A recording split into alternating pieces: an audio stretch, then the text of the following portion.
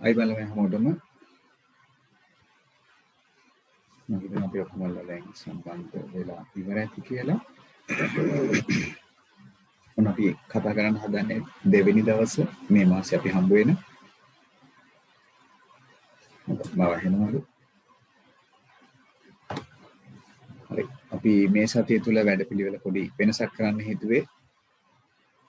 ඉදිරි දවස් දෙකත් එක්ක අදත් ඉදිරි දවස් දෙකත් එක්ක කොහොම හරි කරලා අපේ පේපර් එකේ රචනා ප්‍රශ්න දෙක අවසන් කරගන්න බීජ ගණිතයක් තියෙන. ඒ නිසා මම හිතනවා අපේ කට්ටිය කොහොමද වැඩේට සම්බන්ධ වේවි දවස් තුනේම අඟහරුවාදා බ්‍රහස්පතින්ද ඒත් එක්කම සෙන්සුරාදා දවස් තුනේම අනිවාර්යෙන් සම්බන්ධ වෙන්න. සම්බන්ධ වෙලා කොහොම හරි අපි වැඩ ටික ඉවර කරගමු. එතකොට ලොකු නිදහසක් අපිට තියෙවි. මොකද බීජ ගණිත ප්‍රශ්න දෙක අවසන් කරගන්නවා කියන්නේ සම්පූර්ණ ලකුණු 20ක් සෙකන්ඩ් පේපර් එක ගන්න. ඒත් එක්කම ෆස්ට් පේපර් එක තුල කෙටි ප්‍රශ්න 5කට විතර අවශ්‍ය සම්පූර්ණ කරුණු ටික මේකෙන් සම්පූර්ණ කරගන්න පුළුවන් හින්දා. ඒත් එක්කම මේ වෙලාව දාන්න හේතු උනේ මොකද මම අඟහරුවාදායි සෙන්සුරාදායි කණ්ඩායම් දෙක ගියොත් අඟහරුවාදා කණ්ඩායම ඉවර වෙලා ඒකම නැවත කරනකම් සෙන්සුරාදා වෙනකම් මම ඉන්න ඕනේ. එතකන් මට ඒ අතර මැද්දේ මොකුත් අමතර වැඩක් කරන්න බෑ. මොකද ඒක කණ්ඩායමක් කොටසක් ඉදිරියෙන් ඉන්නවා, ඒක කණ්ඩායමක් කොටසක් පිටිපස්සෙන් ඉන්නවා. ඒ නිසා තමයි පොදුවේ කණ්ඩායම් දෙකටම ප්‍රායෝගික වේලාවක් වෙච්ච මේ වෙලාව දැම්මේ. එකම අර්බුදේ පොඩ්ඩක් ඇහැරිලා ඉන්න වෙන විතරයි. හැබැයි ඉතින් මම හිතන්නේ නැහැ 11 වසර ළමෙක්ට රාත්‍රී 12 කියන්නේ ලොකු වෙලාවක් කියලා. මොකද ඊට වඩා වැඩ කරන්න අනිවාර්යෙන්ම අපිට මේ වෙනකොට පුළුවන්කමක් තියෙනවා. ඔන්න ඉතින් 6 වසර, 7 වසර, 8 වසර නම් අමාරුයි තමයි ටිකක් 12 වෙනකන් ඉන්න. නමුත් 11 වසර ළමෙක්ට මං හිතන්නේ රාත්‍රී 12 කියන්නේ මහා ලොකු වෙලාවක් නෙවෙයි. අපි කොහොමත් අඩුම තරමේ වෙනකම් වැඩ කරන්න ඕනේ. පන්ති තිබ්බත් නැතත් ඔයගොල්ලෝ. එහෙම මේ වෙනකොට ඔයගොල්ලෝ හරි ගස්සන් ඉන්නවා නම් ඔළුව ඇත්තටම හොඳයි. එතකොට ඊළඟට තව කට්ටියගේ ප්‍රශ්නයක් වුණා උදේ ඉස්කෝලේ පන්ති තියෙනවා නේද කියලා. මම පිළිගන්නවා. උදෑසන පාන්දර 5ට 5:00ට එහෙම නැත්නම් 6ට ඉස්කෝලේ පන්ති දාලා ඇති. ඒ කොහොම කරත් අපි රාත්‍රී 12ට නිදාගත්තත් අඩුම තරමේ පැය 5ක් පැය 6ක් නිදා ගන්න පුළුවන්. ඒ නිසා ඉතින් මම හිතන්නේ ඒක ලොකු ගැටලුවක් නෙවෙයි. එහෙම නැත්නම් ඕගලන්ට දවාලේදී නිදා ගන්න පැය දෙකක් විතර රාත්‍රී නිදා ගන්න අඩු වෙන කාලයේ දවාලෙන් නිදා ගන්න නිදහස් වේලාවක් අරගෙන ඒ වෙලාවේදී ඒක කරගන්න. හරිද? කොහොම හරි දවසේ නිදා ගන්න අවශ්‍ය වේලාව රාත්‍රී නිදා ගන්න වේලාව මදි වුණොත් ඒ මදි වෙන පැයක් හරි දෙකක් හරි දවල් අරුවේ පොඩ්ඩක් පැත්තකට වෙලා දෙමෝපියන්ට කියලා මට රැයට නිදා ගන්න වෙලාව මදි. ඒ නිසා දවාලේ ඒ මදි පාඩුව කවර් කරගන්නවා කියලා. එහෙම කවර් කරගන්න පුළුවන්. හරිද?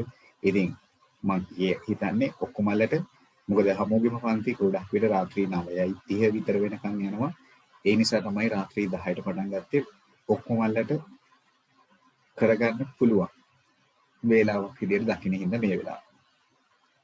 හරිද? හොඳයි. එහෙමනම් අපි වැඩේ පටන් ගමු. එහෙමනම් බලන්න. මම පිළිගන්නේ මොන අනිත් කාරණා කිසිව නිදහසට කාරණයක් අනිවාර්යෙන් මේ ටිකට සම්බන්ධ වෙලා කරුණාකර දැන් මේ පටන් ගන්න වෙලාවේ ඉඳලා අවසානයේ තෙක් ඉන්න.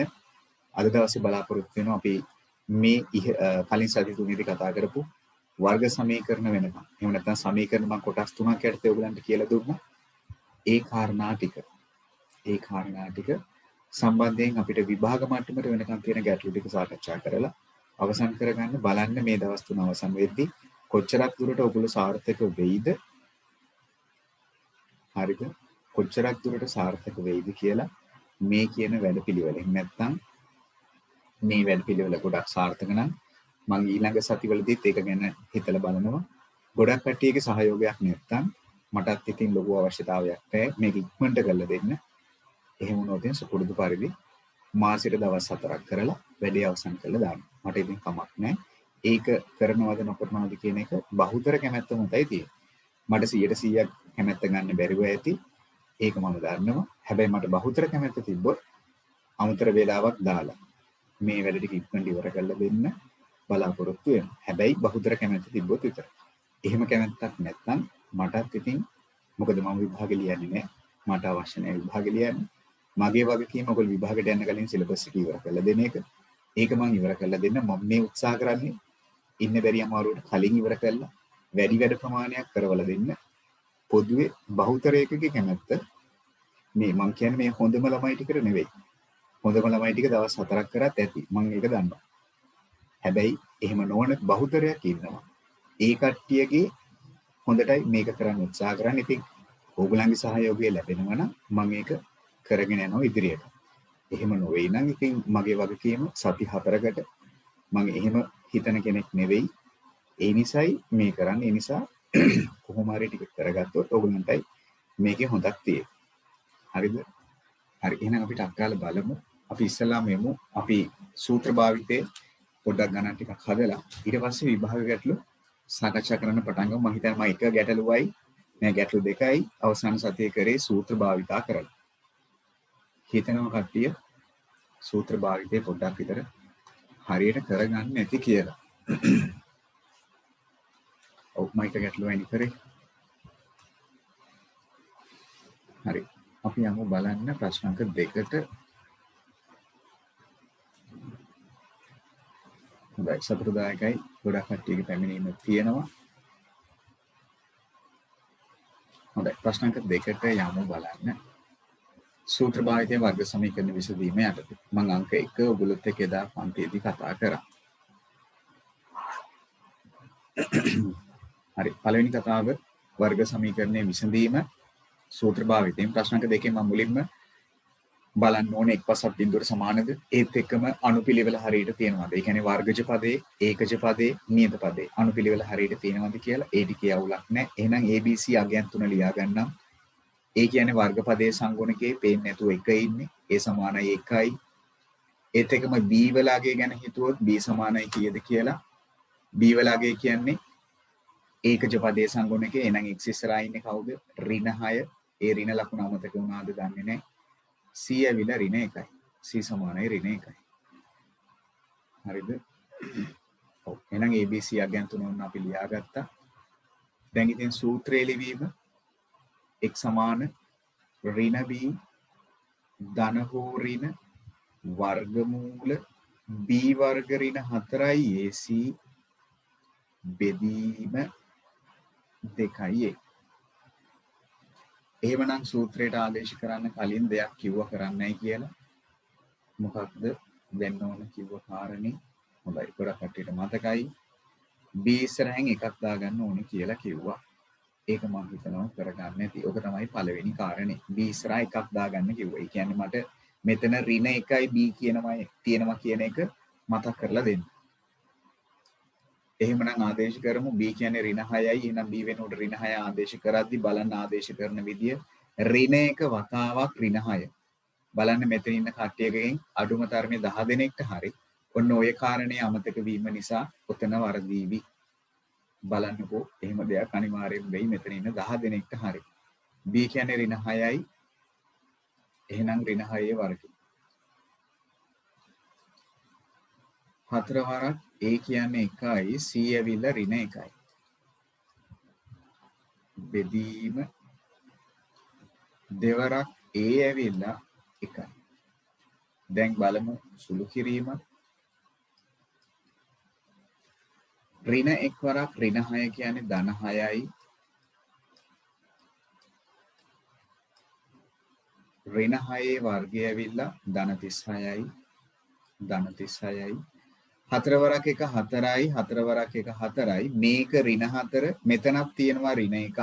4 වරක් ඍණ මෙතනත් ඍණ මෙතනත් ඍණ. එහෙමනම් ඍණයි ඍණයි ධන වෙන්න ඕන.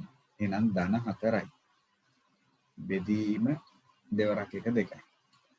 එහෙමනම් x සමානයි 6 ධන හෝ ඍණ වර්ගමූල කොක්ක ඇතුළට එනවා මූල 40ක් බෙදීම 2. එහෙමනම් මම පහලට කරගෙන යන්නම්. x සමානයි 6 ධන හෝ ඍණ 40 වර්ගමූලය අපිට දීලා තියෙනවද? නැහැනේ. 40 වර්ගමූලය අපිට දීලා නැහැ. එහෙනම් ඉතින් මොකද කරන්නේ? මේක හරි ගස්ස ගන්න ඕනේ. ඔව්. තිසෙන් කියන කතාව හරි වගේ. ඔව් channel එකේ කියනවා මේක කඩන්නඩු 40 මූල 4 වරක් මූල 10. අපිට මූල 10 උදව්ව දීලා ඇති. ඒ නිසා අපි එහෙම කඩමු. හරි. ඔයගොල්ලෝ කියන විදිහට මූල 40 මම කඩනවා කරණීය ඇසුරෙන්. 4 වරක් 10 කියලා. එහෙමනම් 4 වර්ගමූලයේ දන්නවා 2යි 10 වර්ගමූලයේ දීලා තියෙනවා ඔව් 10 වර්ගමූලයට මම කීයද කිව්වාගේ 3.0 මම එදා ගියන් ටික දුන්නා ඔයගලන්ට 3.16 ඔව් 3.16 බෙදීම 2 එහෙමනම් ඉස්සෙල්ලා ගුණ කරන් ඉමු ධන හෝ ඍණ මේක දෙකෙන් ගුණ කරොත් 6.32 බෙදීම 2 එහෙනම් දැන් ධන හෝ ඍණ අවස්ථා දෙකම අරගෙන කරන්න බෑ මුලින්ම අපි ධන අවස්ථාවට යමු එහෙනම් ධන අවස්ථාවට ගියොත් x සමානයි 6 ධන 6.32 බෙදීම 2 ඔන්න මුලින්ම ධන අවස්ථාව ගත්තා. ඒ වගේම එහෙනම් මෙතනින් සුළු කරොත් 12.32 බෙදීම 2 එහෙනම් x සමානයි 6.16 මම හිතන්නේ ඒ උත්තරේ ගොඩක් අය අරගෙන තියෙනවා. ඔව් ධන අවස්ථාවේදී 6.16 කියන උත්තරේ ගොඩක් අය අරගෙන තිබ්බා. සතුටුදායකයි. ඒ විදිහටම ඍණ අවස්ථාවට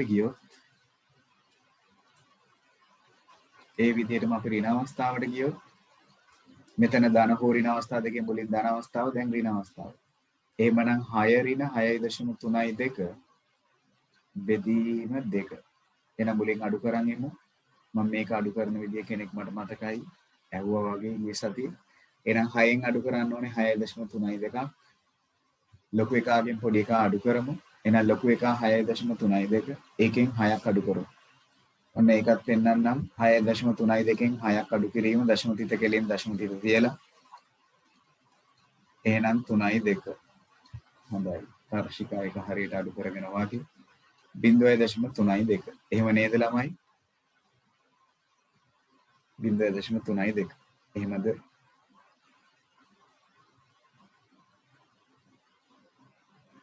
ඒක වැරද්දක් තියෙනවා මොකද්ද වැරද්ද රශ්මිදු එහෙමනම් ඍණ ලකුණ ලොකු එකාගේ ලකුණ ඍණ ඒක බෙදීම 2 මම හිතනවා හරියද කියලා එහෙනම් දැන් මේක බෙදුවොත් දශම තිත කෙලින් දශම තිත තියලා 0.16 පිළිතුර දශම ස්ථාන දෙකකට හින්දා වෙනස් කරන්න අවශ්‍යතාවයක් නැහැ වැඩේ ඔච්චරයි ඔන්න ප්‍රශ්න අංක 2 සූත්‍ර භාවිතයේ ආදේශ කළ පිළිතුර ගැනීම හොඳයි කට්ටිය මුලින් එවලා තිබ්බ පිළිතුරු ගොඩක් අයගේ හරි වගේ හොඳයි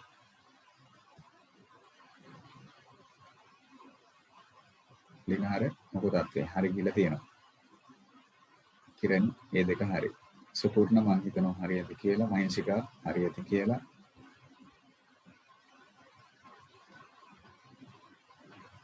අඩුපාඩුවක් තියෙද බලන්නකෝ ශරණ්‍ය මම හිතනවා හරියද කියලා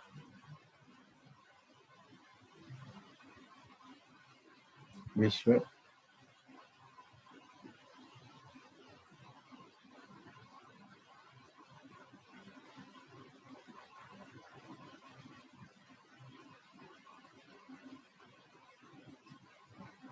හොඳයි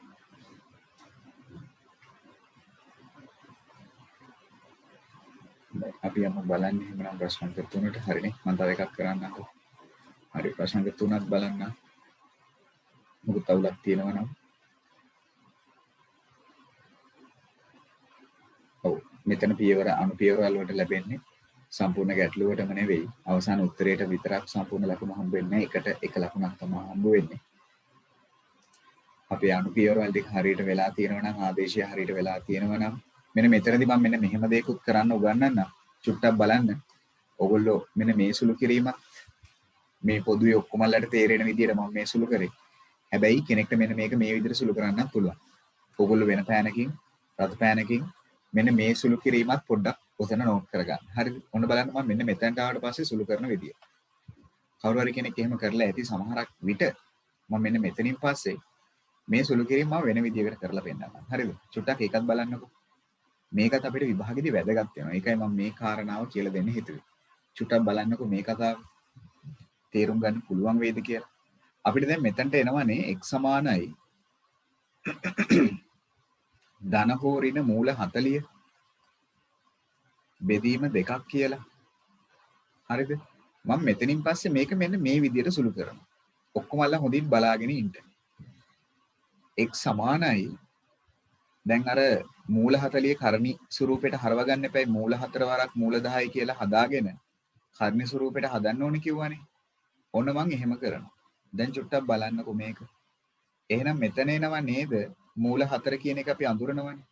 2යි මූල 2 නේ එතකොට. 2යි මූල 10 නේ එතකොට. බෙදීම 2. ඔතනට වෙනකම් පැහැදිලිද? අර අපි කරපු දෙයම තමයි මම කරන්න හදන්නේ. දැන් මම මොකක්ද කරන්න හදන්නේ? දැන් මම මගේ සාධක දැනුම පාවිච්චියට ගන්න. හොඳට බලාගෙන ඉන්න. කට්ටිය කරුණාකර බලාගෙන ඉන්න. මම මෙතනදී මෙතනින් එහාට සුළු කරන්න සාධක දැනුම. හිරුනි කල්පනා කරන්න බලන්න. කොහොමද සාධක දැනුම පාවිච්චි කරන්නේ? මේ ලවයේ සලකා මට සාධකයක් ගන්න පුළුවන්. කාට හරි බැරිද අදහසක් දෙන්න? චනුලි සාධකයක් හිතන්න. සාධකයක් ගන්න බැරිද ලවයේ සලකා? මෙතන තියෙන්නේ 6 ධන හෝ ඍණ 2යි මූල 10. very good. ගොඩක් කටියට අදහසක් තියෙනවා. මොකක්ද සාධකේ? ලෙසාර කල්පනා කරනවා. ඒ මොකක්ද ඒ කියන්නේ කියලා. ඇයි යන්නේ පොඩ්ඩක් කල්පනා කරමු. 2x ධන 4. අපිට බැරිද මේක අද මේක දැක්කොත් පුළුවන්. මේව දකින්නකොට තමයි බැරි. මේක කල්පනා කරලා හිතමු බලන්න. හොඳයි. විරුලි කියන කතාව හරි. සෙනිප්පා කියන කතාව හරි. මේක දැක්කොත් පුළුවන් ඔහෙලට. මේකක් දැක්කොත් තමයි කියාගන්න බැරි. මං කිව්වනේ කරණි කියන්නේ නිකන් හිතන්නකෝ අන්‍යයතයක් කියලා. x කියලා හිතන්නකෝ. ඒ විදිහට දැන් මෙතන දැක්කොත් ඔයගොල්ලෝ දන්නවනේ පොදු සාධකයේ 2 කියලා. එතකොට අපිට මෙන්න මෙහෙම සාධක වෙන් කරන්න පුළුවන්. පොදු සාධකයේ විදිහට 2 අරගත්තොත් අන්න එහෙම කරන්න පුළුවන්.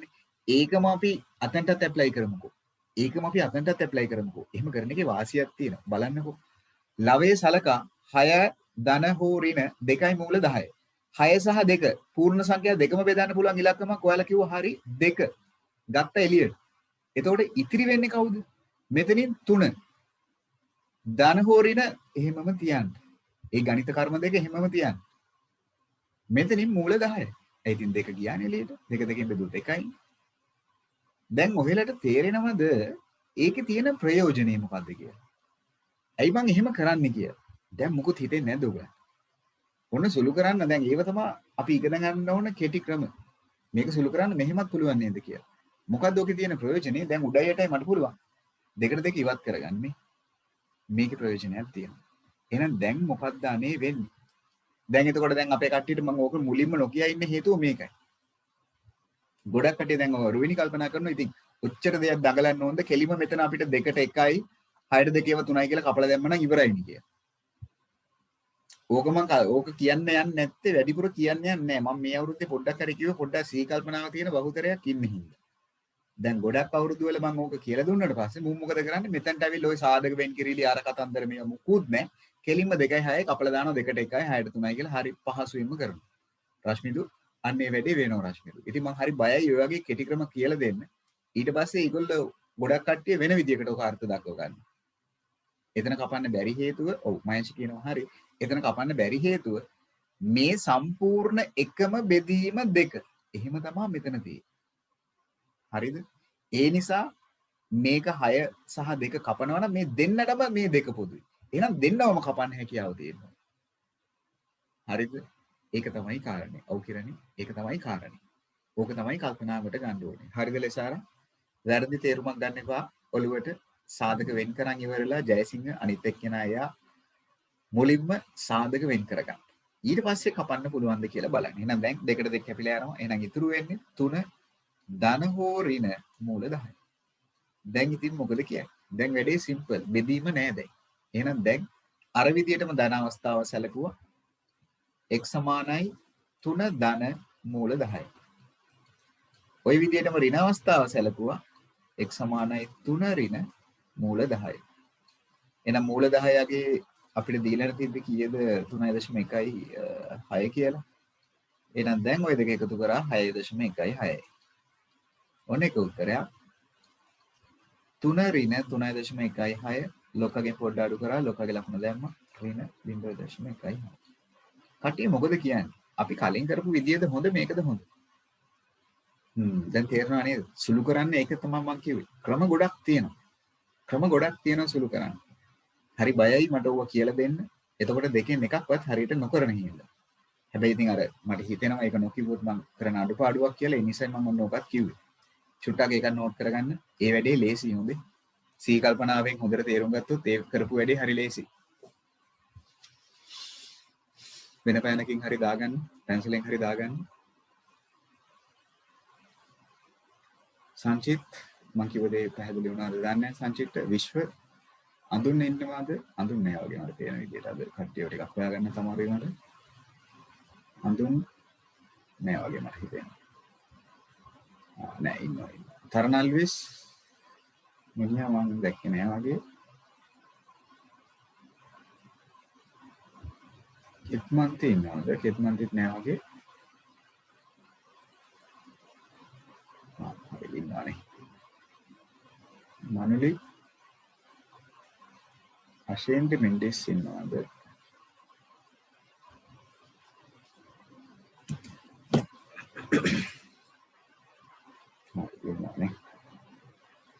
ඔන්න පළවෙනි ගැටලුව අද දවසේ සාකච්ඡා කරපු ආකාර දෙකකට සුළු කිරීම කරන විදිය වුණ මම කිව්වා. මම හිතනවා දෙවෙනි ක්‍රමයක් ලොකුව පැහැදිලිතාවයක් නැතුව ඇති. අරකට වඩා ඇත්තටම පැහැදිලි වෙන්නේ නැති ඒක ලේසියි කියලා.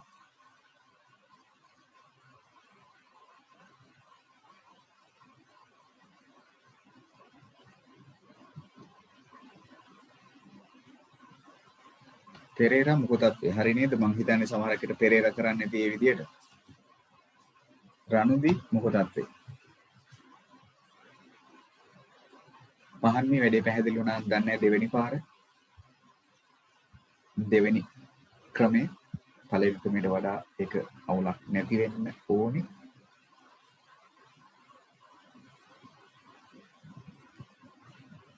හරි. ගැටලුවක් නැහැ. මං හිතන්නේ ක්‍රම දෙකෙන් කැමති ක්‍රමයකට ගොනු කරන්න ඒක අවුලක් නැහැ. හැබැයි මේ ක්‍රමෙත් ඔළුවේ පොඩ්ඩක් තියාගත්තොත් වටීවි. නෙතුලි මොකටද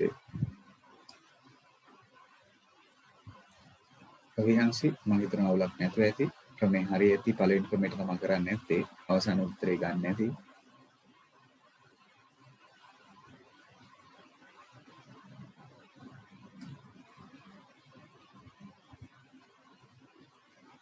යමුද ඊළඟ ගන්නට හරිනේ. ඉරුනි තාම පාට කරනවා ඇති.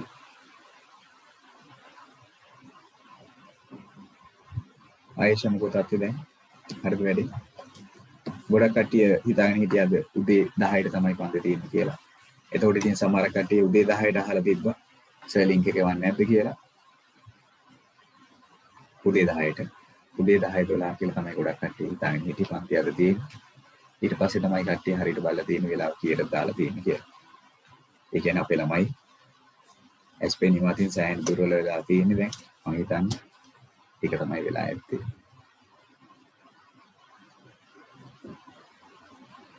මේ දවස්වල වැඩ ගොඩක් කරලා එස්පෙනි මාරු වෙලා ඇති සමහරක් විට. කාර්ය බහුල වැඩි වීම හේතුවෙන්. හරි. සුගීත් හරිද වැඩේ? ඒකත් දාගත්තද?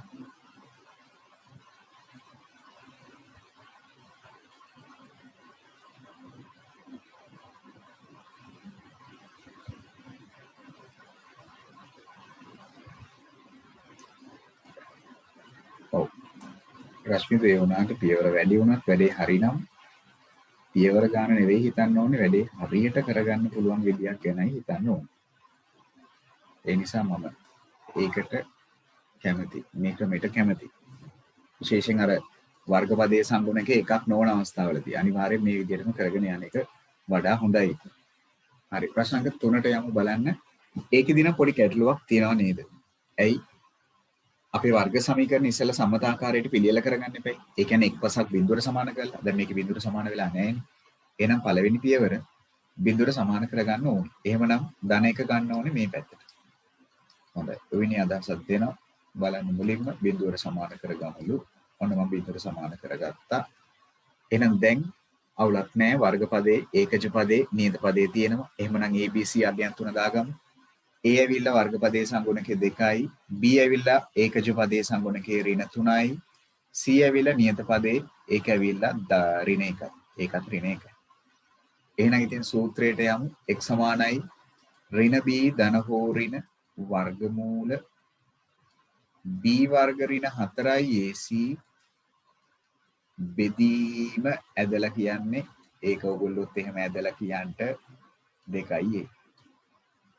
ඔයගලන් කල්පනා කරાવી ඕව මහ දේවල්ද ඉතින් මෙහෙමයි ඉතින් මහ දේවල් වෙන්නේ තව සති 8ක් විතර ගියාට පස්සේ. ඒතර කල්පනා කරනවා මෙහෙම දේවල් තිබ්බද කියලා. ඒ නිසායි මේ නැවත නැවතත් කියන්නේ සමහරක් තැන්වලදී ඒක ඒ විදිහටම කරන්න කියලා. දැන් ඇන්ටිලොප් බලද්දි ඉර ගහන්න. ඒක ඒ විදිහටම කරන්න. හේතුවක් හින්දා කියන්නේ. මුලින්ම එහෙමනම් ආදේශයට ප්‍රථමයෙන් B ඉස්සරහින් එකක් දාගමු. ඔන්න මම එකක් දාගත්තා. හරිද? ඒක තමයි මුලින්ම කරන්න ඕනේ. හොඳයි චාමික ඒක තමයි මුලින්ම කරේ. හොඳයි ප්‍රවිෂ්ඨ අපිට කියනවා පිළිතුරක්. හැබැයි ඒ පිළිතුර නෙවෙයි මට ගොඩක් කට්ටිය ඒවලා තිබ්බේ මට හිතෙන විදිහට බලමු. B කියන්නේ කීයලුද? ඍණ 3යි. එහෙනම් ඍණ 1 වරක් 3. ඍණ 1 වරක් ඍණ 3. ඍණ 1 වරක් ඍණ 3. ධන හෝ ඍණ B කියන්නේ ඍණ 3යි. එහෙමනම් ඍණ 3ේ වර්ගය 4 වරක් A ඇවිත් 2යි C ඇවිල්ලා ඍණ 1යි. ආදේශ කිරීම දෙක හරියට වුණාද බලන්න.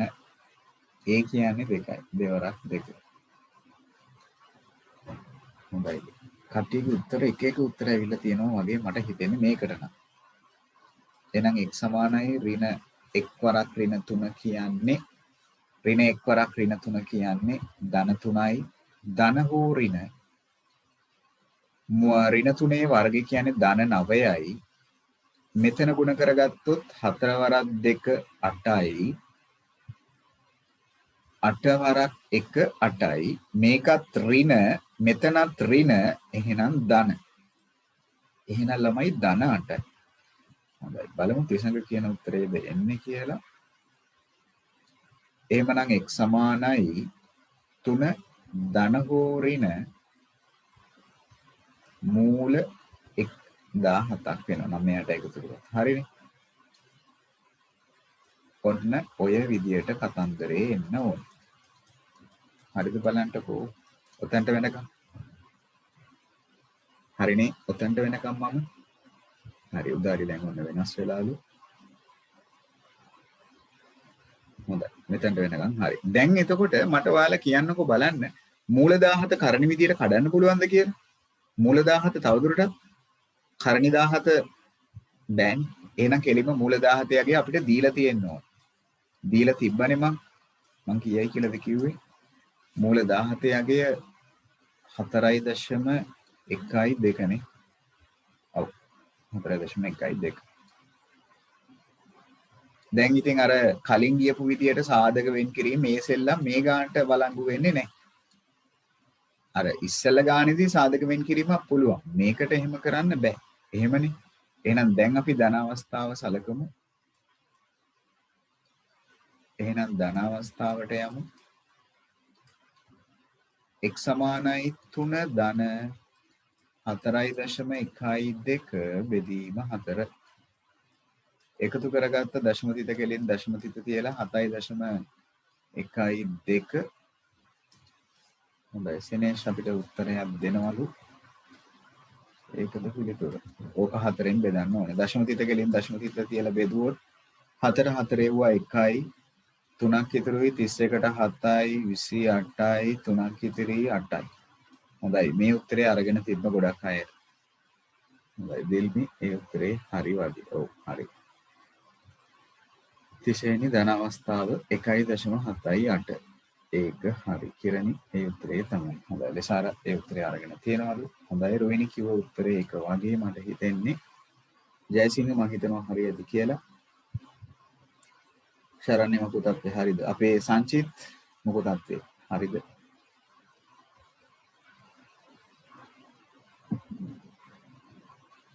හරි ඒ වැඩේ. හරි එහෙනම් ඍණ අවස්ථාවට යමු බලන්න.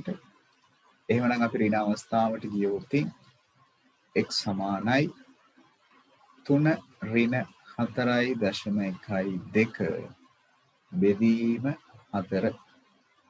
එහෙනම් ලොක්කගෙන් පොඩ්ඩ අඩු කරමු. ලොක්කගේ ලකුණ දැම්මොත් ඍණ 1.12. ඔන්න ඔතන තමයි දැන් අපේ කට්ටිය කල්පනා කරනවා ඇති කොහොමද මම ඒක ගත්තේ කියලා. ලොකු එක 4.12. හරිද? එයාගෙන් අඩු කරන්න ඕනේ පොඩි එකක් 3. දශම තිත කෙලින් දශම තිත තියලා. දශම තිත කෙලින් දශම තිත තියලා. එහෙමනම් කාරණේ මෙහෙම ඒක. විදුනිත ඔන්න ඔතන වරද්දගෙන ඇති කියලා මට හිතෙනවා. විරුලි very good. ඒක හරි ගිහිල්ලා තියෙනවා වගේ. සෙනෙෂමාල් හොඳයි වැඩේ හරි ගිහිල්ලා තියෙනවා. මං කිව්වේ අනිවාර්යයෙන්ම විදුනිත ඔන්න ඔතන වැරදිලා ඇති කියලා. කොහොපේ එනුක ගීනාත් මිනිහා මොකෝ කියන්නේ. මිනිහට ওই ටික කරගන්න වෙලාව මොදි වෙලා ඇති ෂුවර් එකට. එහෙම නේද? ඔෂදී එක හරි හොඳයි. උත්තර දෙකක් එනවා ඒකටත් හැබැයි බලමු බෙදලා. ධනයි ඍණයි ඍණ. හොඳයි එනක එහෙමනම් එහෙනම් ඍණ. එකට නෑ අනේ බිඳුවයි 11ට 4 යුවා 2යි 8යි ඉතුරු 3යි 32ට 8යි. එහෙනම් ඍණ 0.28. හරිද? එහෙම කරන්නේ නොවේයි ඉන්නේ රුවිනි. හරිද වෙයි. හොඳයි. ඔන්න එහෙමනම් ගැටලුව අංක 3. ගැටලුව අංක 3. අර්බුදයක් නැහැ. 1.78ත් ඍණ 0.28ත්.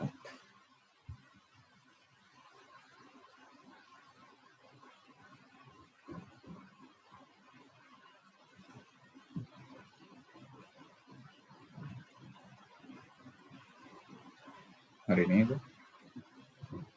හොඳයි. ප්‍රශ්නාංක 4 පිළිතුර මට කියන්නකෝ මම ඒක කරන්න යන්නේ නැහැ. මට කියන්න පිළිතුරු දෙක මොකක්ද කියලා එකම දෙයනේ කරන්න තියෙන්නේ මම අමාරු අවස්ථාව විතරක් කරන්න.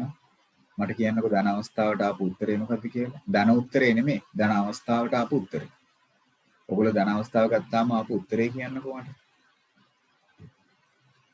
ධන අවස්ථාවට පිළිතුර හොඳයි. විවිධ උත්තර එනවා බහුතර පිළිතුර ධන අවස්ථාවට 0.87. එකඟද බලන්න ඔන්න ධන අවස්ථාව. ඔව් බහුතර පිළිතුර ඕක. ඊට එහා ගියපු උත්තර දෙක තුනකුත් තියෙනවා.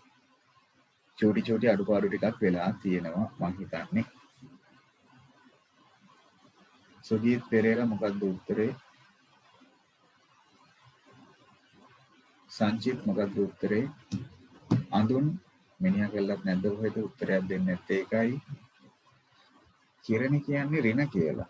ධන 0.87 නෙවෙයිද? හරි මම පිළිතුර එවන්නම්.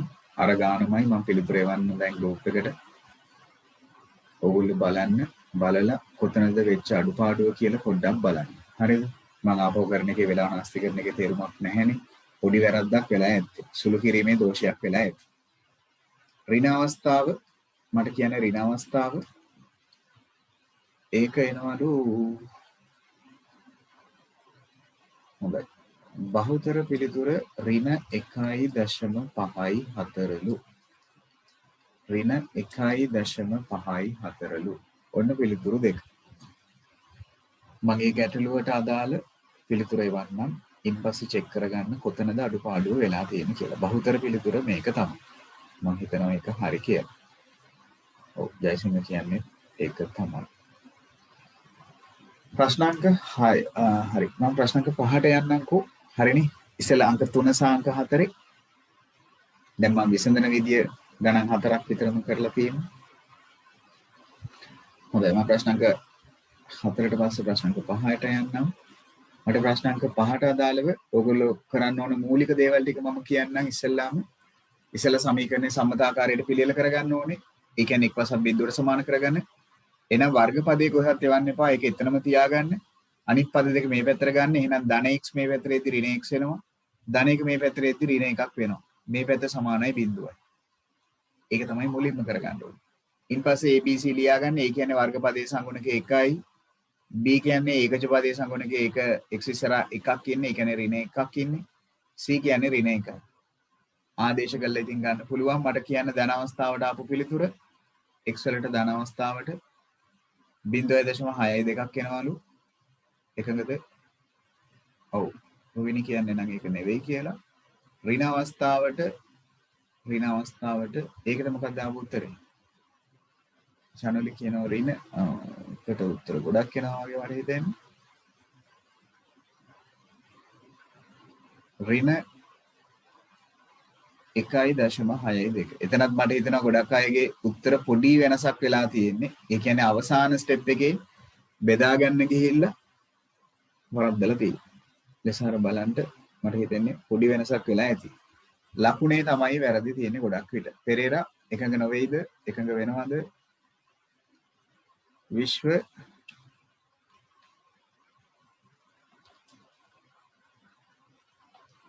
හරි. සුපුර්ණ කියන්නේ මේ පිළිතුර කියලා. එකක් ධන අවස්ථාවට 0.62 ඍණ අවස්ථාවට ඍණ 1.62.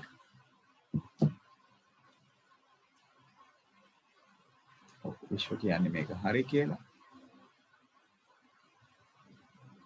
තියෙන්න පුළුවන්.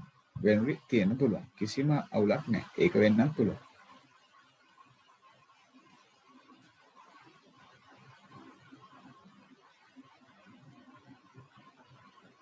අපේ කට්ටිය ගොඩක් කට්ටිය කියනවා මේක ඍණ 0.62ලු. එහෙමද? මේක ඍණ වෙන්න ඕනෙලු මේක ධන වෙන්න ඕනෙලු. ඍණ 0.62 වෙන්න ඕනෙලු අනික ධන 1.0.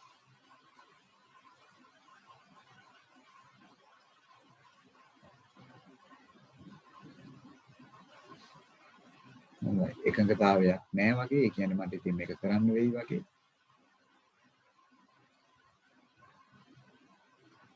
ඔව් ගොඩක් කට්ටිය කිල්ලීමක් තියෙනවා හදන්නයි කියලා. හදන්නම් එහෙමනම් ගැටලුවක් නැහැ මට. හරි වෙන බලන්නකො එහෙනම් මොකක්ද අවුල කියලා. ඔය එකක්වත් නෙවෙයිද දන්නේ නැහැ. ඔයගොල්ලෝ කිව්ව එක උත්තරයක්වත් වෙන්නේ නැද්ද දන්නේ නැහැ. බලමු. මම කරන්නම් එහෙමනම්. ඒ කියන්නේ කට්ටිය ගැන විශ්වාසය තියන්න බෑ මට.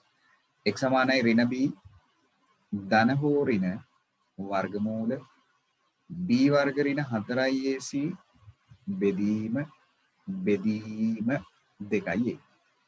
b ඉස්සරහට එකක් දාගන්නම්. ආදේශයට යන්නම්. b කියන්නේ ඍණ 1යි. ඔන්න ඔහෙලා උතන වරද්ද ගත්තොත් මුළු ගානම වරදිනවා ඉතින්. හොඳේ. b කියන්නේ ඍණ 1යි ඍණ 1 වර්ගය. 4 වරක් a ඇවිල්ලා 1යි c ඇවිල්ලා ඍණ 1යි. හරිද?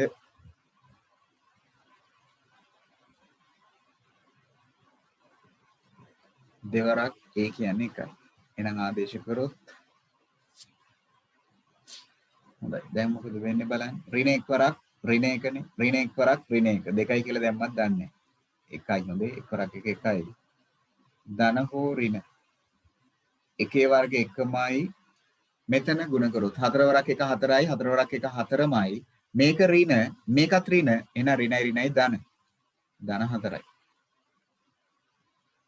බෙදීම දෙවරක් 1 2යි එහෙනම් x සමානයි 1 ධන හෝ ඍණ මූල 5යි බෙදීම 2යි එහෙනම් දැන් x සමානයි මම ධන අවස්ථාව ගන්නම්කෝ x සමානයි 1 ධන මූල 5 කියන්නේ මම දුන්නේ කීයද 2.2යි 4 2.2යි 4ලු ඒක බෙදීම 2 එහෙමනම් මේ දෙන්න එකතු කරාම 3.2යි 4යි මට තේරෙන්නේ නැහැ රුවිනි අයියා අරම උත්තරයක් කිව්වේ කියලා එහෙනම් මෙන්න පළවෙනි එකට උත්තරේ 1.6යි 6යි 2 මේක තමයි මට ගොඩක් අය කිව්ව උත්තරේ ඒක වැරදි නෑ නේ මොන පළවෙනි කතාව බලන්න මං අර කිව්ව දේවල් වෙලා ඇති නේද කියලා ඕගොල්ලෝ මෙතන ඍණ දාන්න නැතුව මේක වරද්දගෙන ඇති නේද බලන්න ධන අවස්ථාවට 1.6යි 2 ඒකද වැරද්ද වෙලා තිබ්බේ හරි අනිත් කට්ටිය බලන්න ඕගොල්ලෝ මොකද කරලා තියෙන වැරද්ද කියලා මට හිතෙන්නේ ඕගොල්ලෝ කරලා තියෙන වැරද්ද මෙන්න මෙතන ඍණ ලකුණ නොදාගත්ත එක. එතනින් තමයි මම හිතන්නේ ගොඩක් කට්ටියට වෙනස් උත්තර ඇවිල්ලා තිබ්බේ. ඒක නේද? අර මම මුලින් ඉඳලම කිව්ව කතාව ඔන්න දැන් ඔයගොල්ලන්ට තේරෙන්න ඕනේ ඒක වෙනවා කියලා. මේ එක නැතිවීම. එක නැතිවීම නිසා තමයි ඔක වැරදි. ඍණ අවස්ථාවට ගියොත් x සමානයි 1 ඍණ මූල 5 මූල 5 යගේ අපි දන්නවා 2.4 බෙදීම 2. ඒක තමයි වැරද්ද වෙලා තියෙන්නේ. එහෙනම් x සමානයි ලොක්කගේ පොඩ්ඩ අඩු කරා ලොක්කගේ ලකුණ දැම්මා 2.4යි. ඒක ඍණ ලොක්ක ඍණනේ. එහෙනම් මේක බෙදුවොත් ඍණ 0.6යි 2. මෙන්න කට්ටිය පිළිතුරු 2. හරි නේද? ඔන්න ගැටළු අංක 5. දැන් හරිනේ විසඳුනානේ මොකක්ද අවුල කියලා.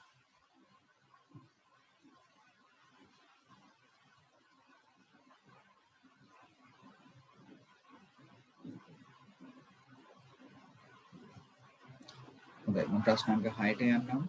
ප්‍රශ්න අංක 6 ඔන්න දැන් ලොකු අවුලක් තියෙනවා. ප්‍රශ්න අංක 6 මොකක්ද අවුල? ඉස්සෙල්ලාම වර්ග සමීකරණය පිළියෙල කරගන්න ඕනේ අර සම්මත විදියට. දැන් මේකේ වර්ග සමීකරණය පේන්නවත් නැහැ. ඉස්සෙල්ලා හදාගන්න වෙනවා. එහෙනම් මම ඉස්සෙල්ලාම මේ වැඩේ කරනවා. එක් පැත්තක් බිඳුවට සමාන කරගන්න ඒ කතන්දර කරන්න කලින් එක් පසක් බිඳුවට සමාන කරගන්න ඒ කතන්දර කරන්න යන්න කලින් ළමයි මම මුලින්ම මොකද කරගන්නේ? මුළු සමීකරණයම අරගෙන ඉවර වෙලා. හරිද? මුළු සමීකරණයම භාග ඉවත් කරන්න. දැන් මෙතන හරයක් තියෙනවනේ x කියලා. මම මුළු සමීකරණයම x කින් ගුණ කරගෙන යනවා. ඔන්න බලන්නකෝ මම කරන වැඩේ. මේ පදයට x කින් ගුණ කරනවා. මෙන්න මෙයාවත් මම x කින් ගුණ කරනවා. මෙන්න මෙයාවත් මම x කින් ගුණ කරනවා. මුළු සමීකරණයම මම x කින් ගුණ කරගෙන යනවා. මුළු සමීකරණයම. එහෙනම් x ගුණ කිරීම x කියන්නේ x වල වර්ගය. x ට x කැපිලා යනවා එහෙනම් 15යි 22 වරක් x කියන්නේ 22යි x. ඔන්න ඔය විදියට. එතකොට මගේ ඔහොම කරන එකේ බලාපොරොත්තුව ඔන්න දැන් මට හරයන් ඉවත් කරගන්න. දැන් ඊට පස්සේ අවුලක් නැහැ. ඔන්න දැන් වර්ග සමීකරණය සම්මතාකාරයට පිළියෙල කරගන්න පුළුවන් මට. එහෙනම් ඔක්කොම පද දෙක එක පැත්තට ගේමු.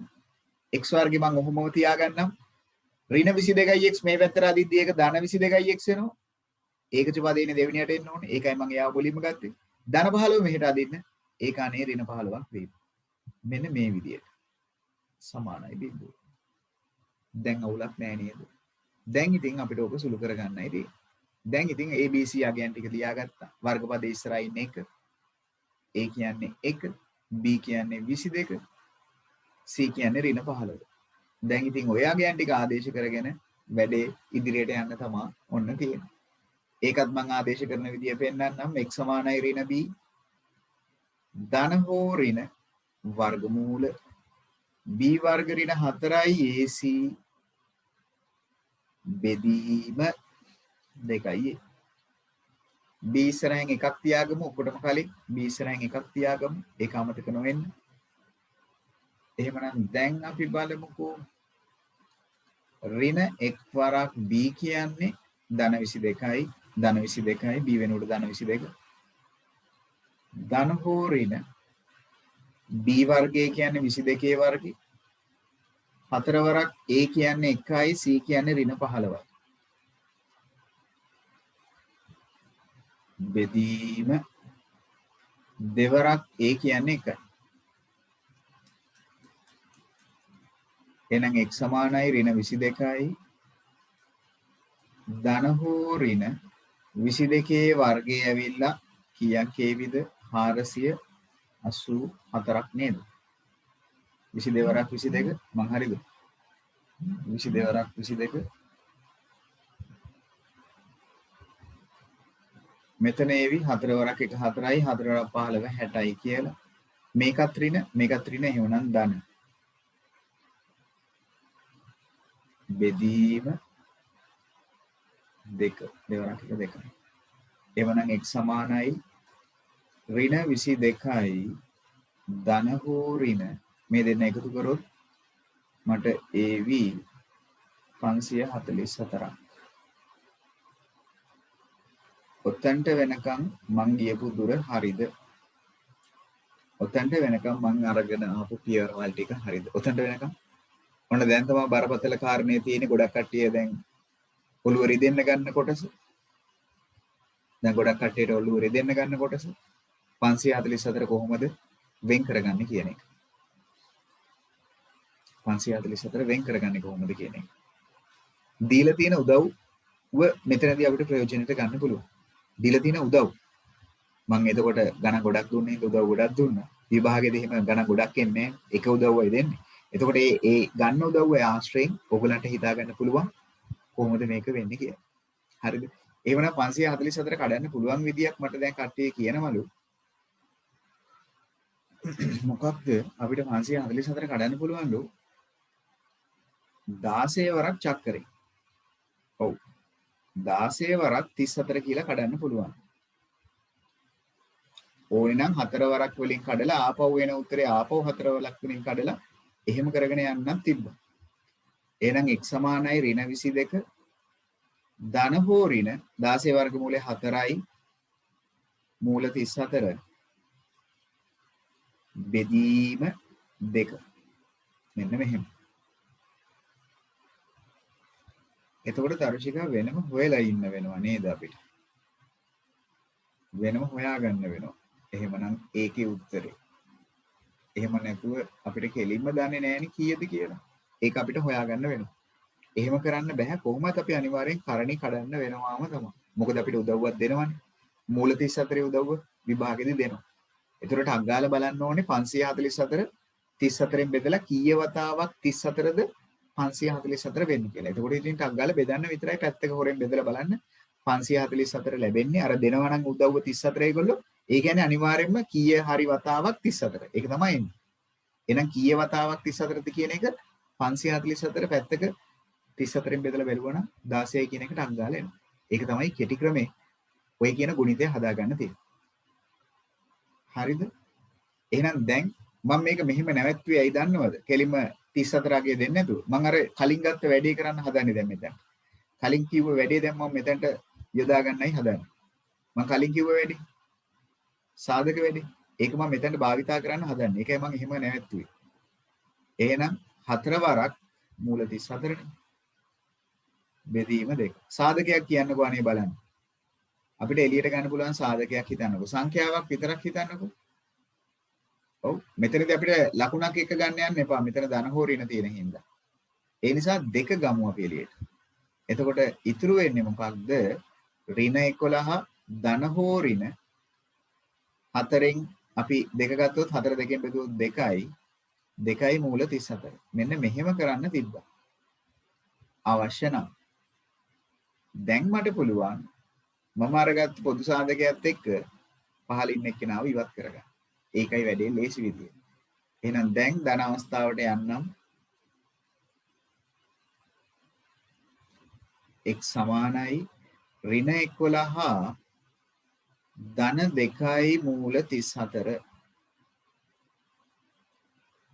මෙන්න එකක්. එහෙනම් මේක සුළු කරොත් ඍණ 11 මූල 34 මම දුන්නේ 5.28ද නෑ කීයද මම දුන්නේ? මූල 34 යාගේ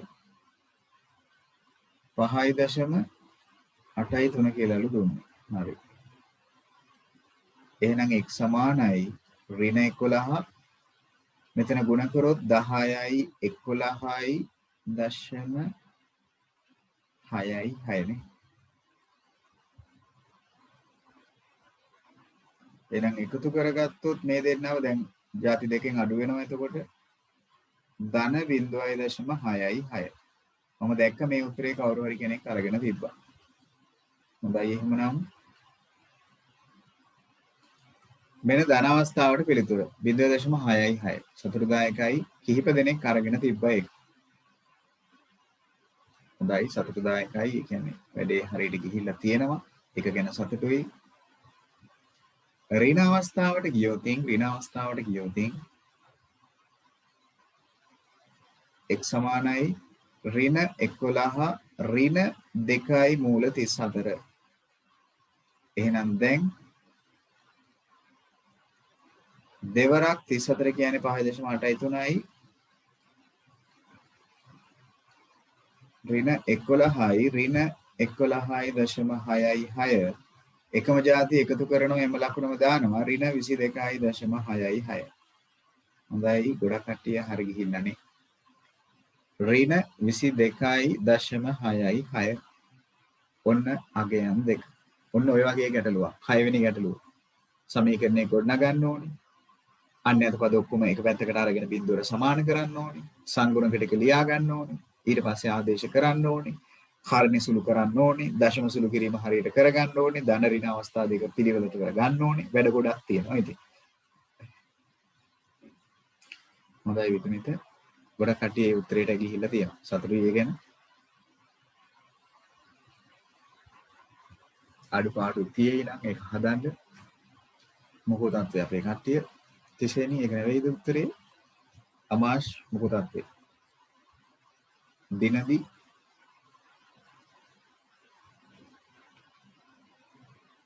මනුලි මොකක් හරි අරුබුදයක් වෙලාද?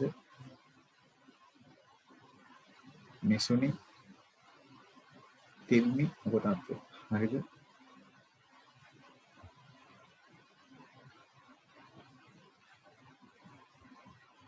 හරි. පහන්නේ මොකෝ තත්ත්වය? චතුමි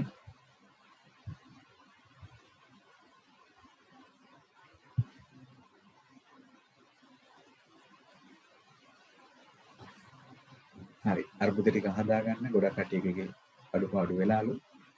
උදම්පි මොකෝ තත්ත්වය? හරිද?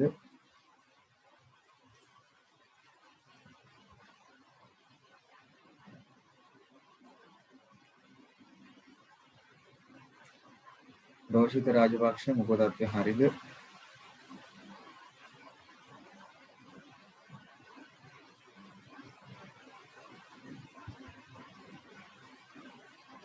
පසිඳු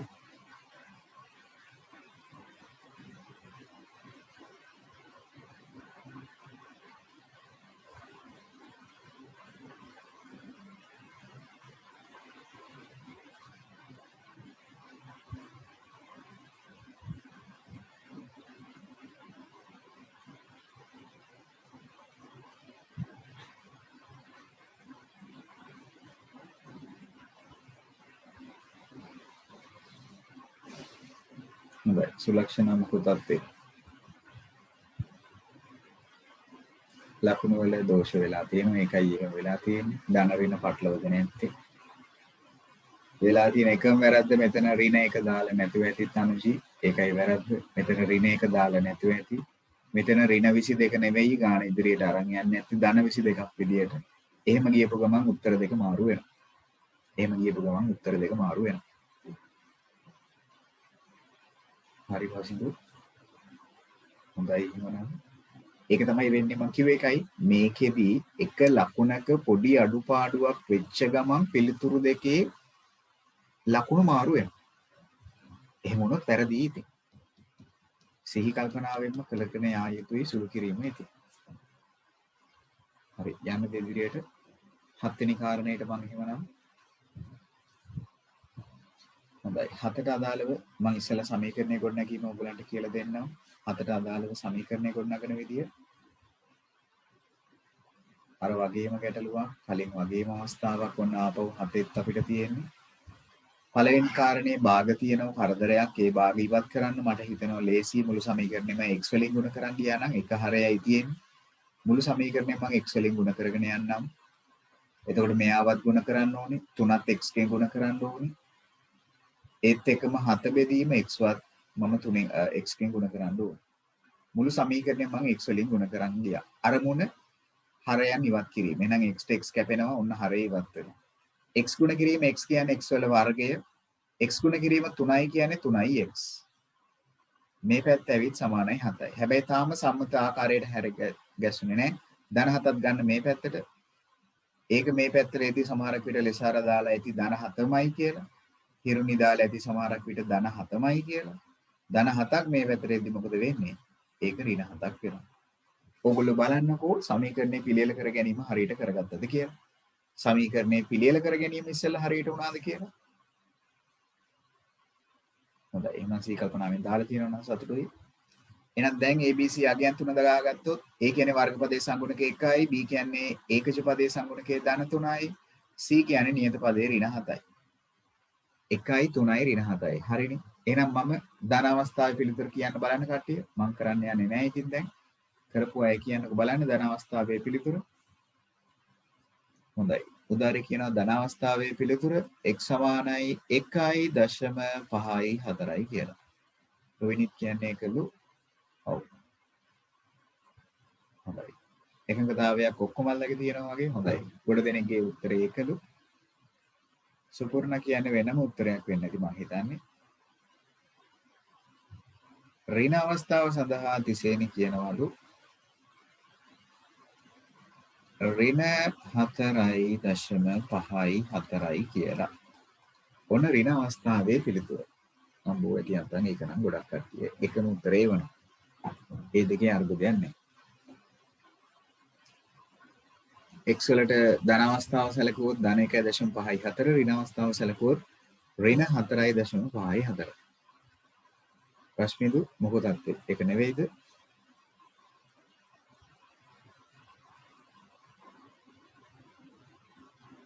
හරි. ඒකෙත් යම් අඩුපාඩුවක් වෙලා තියෙනවා නම් ඒකත් මම එවන්නම්.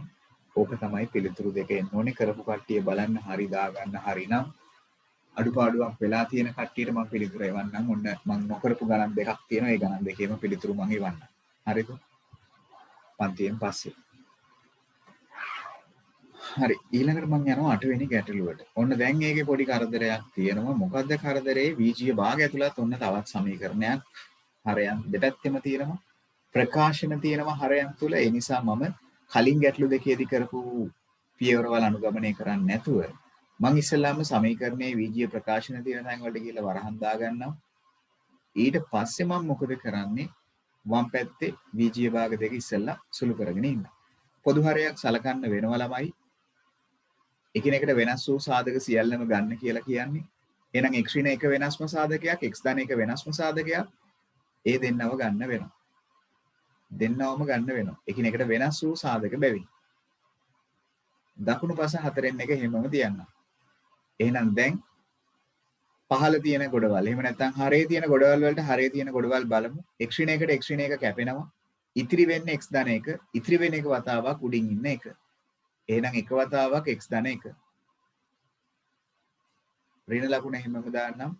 හරේ තියෙන ගොඩවල් වලට හරේ තියෙන ගොඩවල් බලන්නම්. x ධන එකට x ධන එක කැපෙනවා. x ඍණ එක ඉතුරුයි. x ඍණ එක වතාවක් උඩින් ඉන්න දෙක.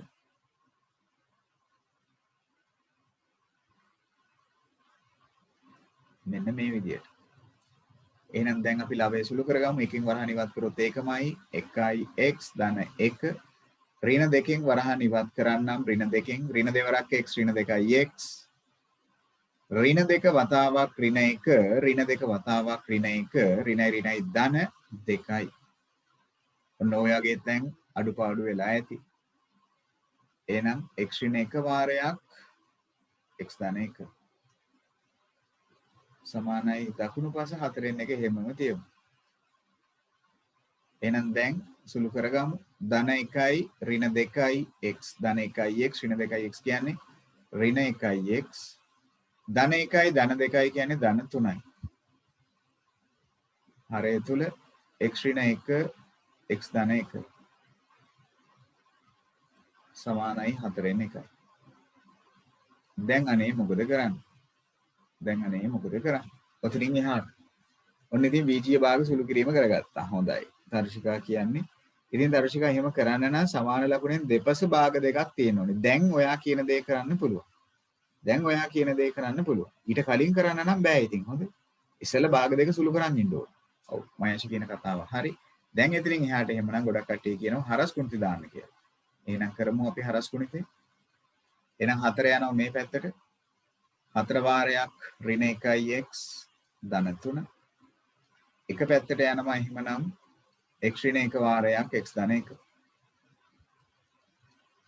එන වරහන් ඉවත් කරොත් 4න් ඍණ 4යි x 4 වරක් 3 12යි දැන් එකෙන් මේ වරහන් දෙක ගුණ කරන්න කලින් වරහන් ඉස්සෙල්ලා ගුණ කරගමු පැත්තක ගුණ කරලා බලන්නකෝ x ඍණ 1යි x ධන 1යි මොකක් ඒවිද කියලා එතකොට ඕගලන්ට ඒවි x වර්ගයේ ඍණ 1 කියලා ආවද වරහන් දෙක පැත්තකට අරන් දීපද ප්‍රකාශන දෙකක ගුණිතේනේ x ඍණ 1යි x ධන 1යි ගුණ කරලා බලන්න මොකද වෙන්නේ කියලා. එතකොට ඔයගලන්ට ඒවි x වර්ගයේ ඍණ 1. ඔව්නේ.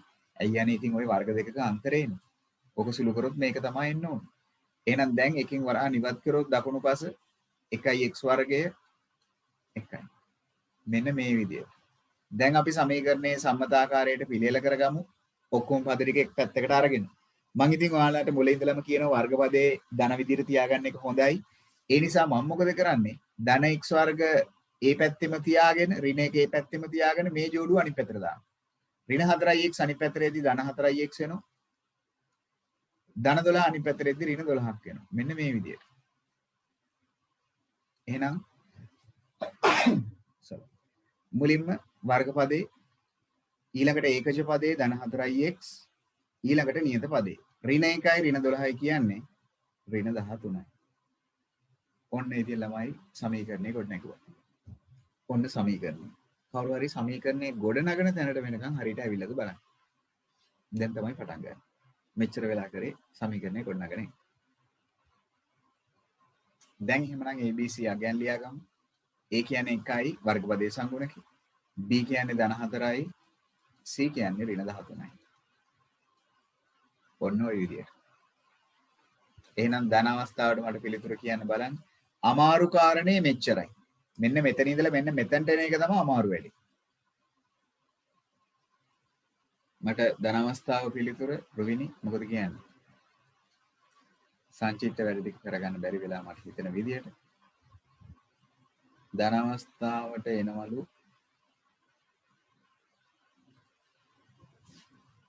හරියටම නෑ. එහෙම වෙන විදියක් නෑ රුවිනි. ඒකේ අවුලක් වෙලා තියෙනවා. හරියටම පිළිතුරක් එන්න පුළුවන්ද? බෑ. දශම උත්තරයක් එන්න. සුගීත් කියනවා ධන අවස්ථාවට ඍණ 6.12ක් එනවා.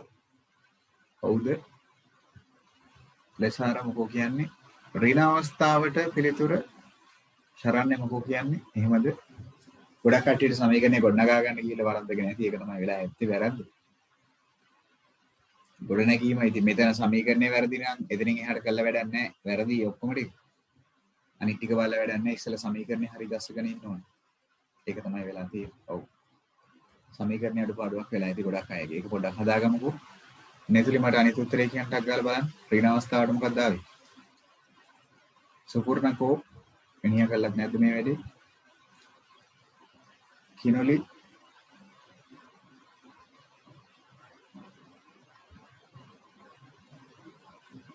මල්මි මොකක්ද? තවිරු මට තවිරුගේ උත්තරයක් එන්නෙම නැහැ.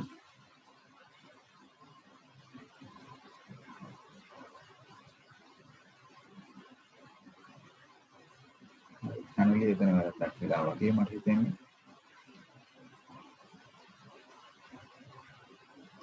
ඍණ අවස්ථාවට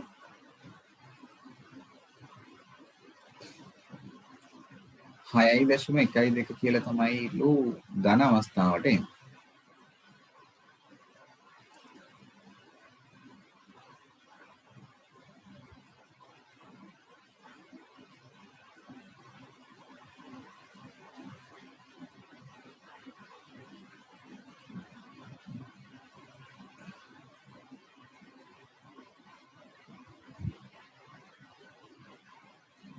සමීකරණය දක්වා වැඩේ ඉස්සෙල්ලා හරි ගස්ස ගන්නකෝ. එතන අඩුපාඩුවක් වෙලා නම් ඔක්කොම ටික ඉවරයි නේද?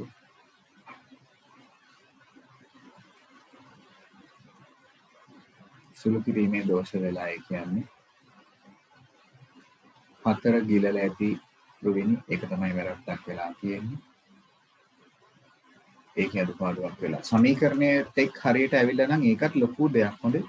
සමීකරණයේත් එක්ක ඔයගොල්ලෝ හරියට අරගෙන නම් ඒකත් ලොකු දෙයක්. ඒ කියන්නේ ඔයගොල්ලෝ සමීකරණය හදාගන්නේ හරියට. එතනින් පස්සේ ඉතින් වෙන්නේ කර්ම දෝෂ තමයි. සුළු කරන්න ගිහිල්ලා කරගන්න මොඩ වැඩ තමයි එතනින් පස්සේ වෙන්නේ.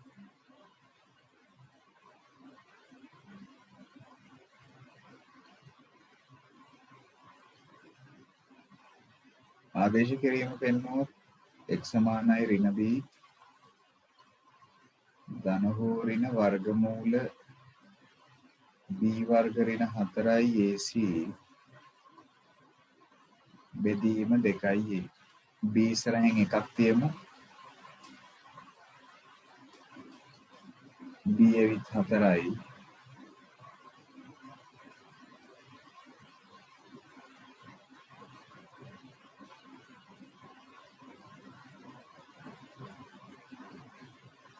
A කියන්නේ 1යි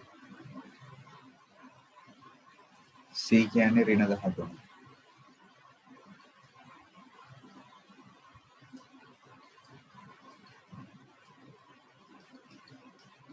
ඍණ 4යි ධන හෝ ඍණ මෙතන 16යි ඍණයි ඍණයි ධන 52යි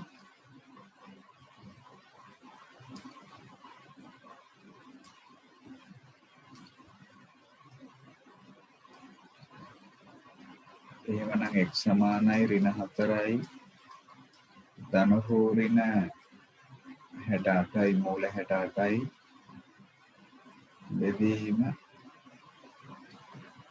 එහෙනම් x සමානයි ඍණ 4යි 68 කඩන්න පුළුවන් 4 වරක් 17 කියලා මෙන්න මේ විදියට එහෙනම් x සමානයි ඍණ 4යි ධන හෝ ඍණ 2යි මූල 17යි අර සාධක වැඩේ මෙතන කරගන්න පුළුවන් විත්තිය පේනවා මම දෙකක් ගන්නවා පොදු සාධකයක් විදියට එළියට එතකොට ඉතුරු වෙනවා ඍණ 2ක් මෙතනින් මූල 17ක් දැන් මට පේනවා දෙකට දෙක කැපිලා යනවා එහෙනම් ඉතින් දැන් ලේසි ධන අවස්ථාව සලකන්න එහෙනම් මම ධන අවස්ථාවට ගියොත් x සමානයි ඍණ 2 ධන මූල 17යි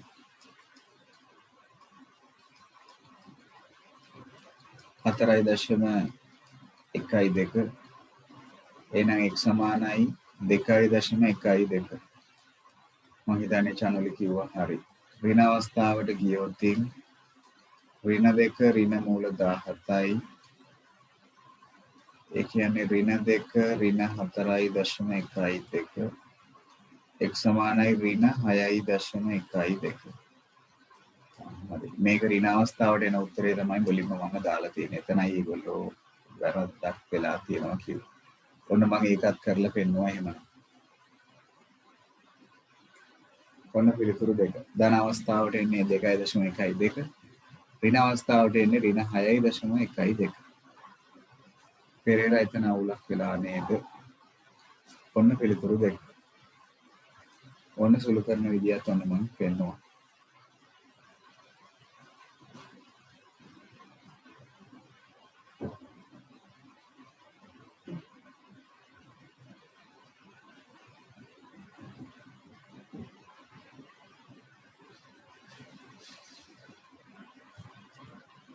මෙතුලි හරි ඇති කියලා හිතනවා දැන් කෙත්මන්ති මොකද අත්තේ රෝහන්ස තිසුන් මොකද අත්තේ වැඩේ ටිකක් අමාරු වෙලා ඇති සඳුනිකා මොකද අත්තේ දිනිපි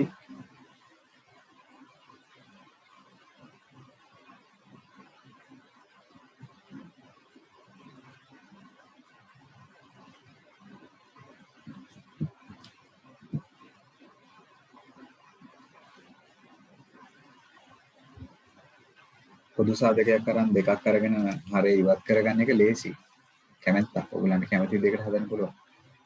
ප්‍රශ්නෙද හොඳයි.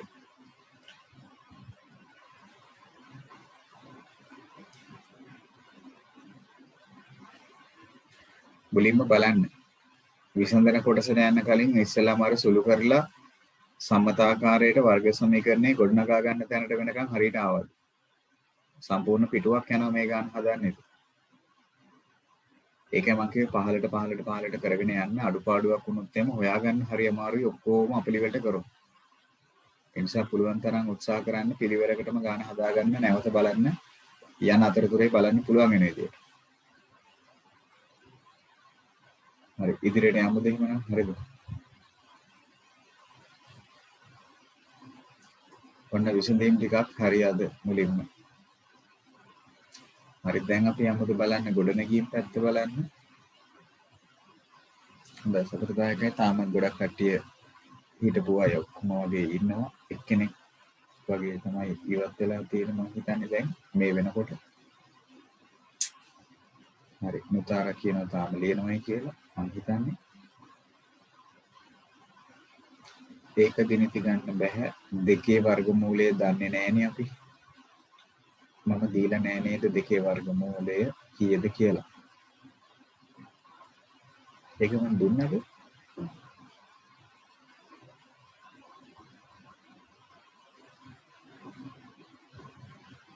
උදව්ව ඇසුරෙන් කඩා ගන්න බලන්න. දෙකේ වර්ගමූලය දීලා නම් ගැටලුවක් නෑ. නමුත් මේක තමයි ලේසි විදිය. නේද? මූල 68 කඩද්දි අනිවාර්යෙන් එක් සංඛ්‍යාවක වර්ගය දන්නා මේ වර්ගමූලය දන්නවා. අනිකේ තමයි වර්ගමූලය දන්නේ නැත්තේ. හරි. මොකක්වත් කියනවා ඉවරයිලු. හොඳයි. ඊළඟ වැඩේට යමු මම බලන්න.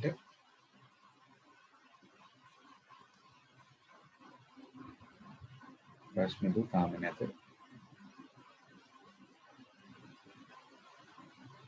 හොඳයි. ඊළඟට ඔන්න දැන් මෙතනින් පස්සේ කතා කරගෙන යන්න තියෙන්නේ අපේ පාස් පේපර්ස් වල ඇවිල්ලා තියෙන ප්‍රශ්න ගැන.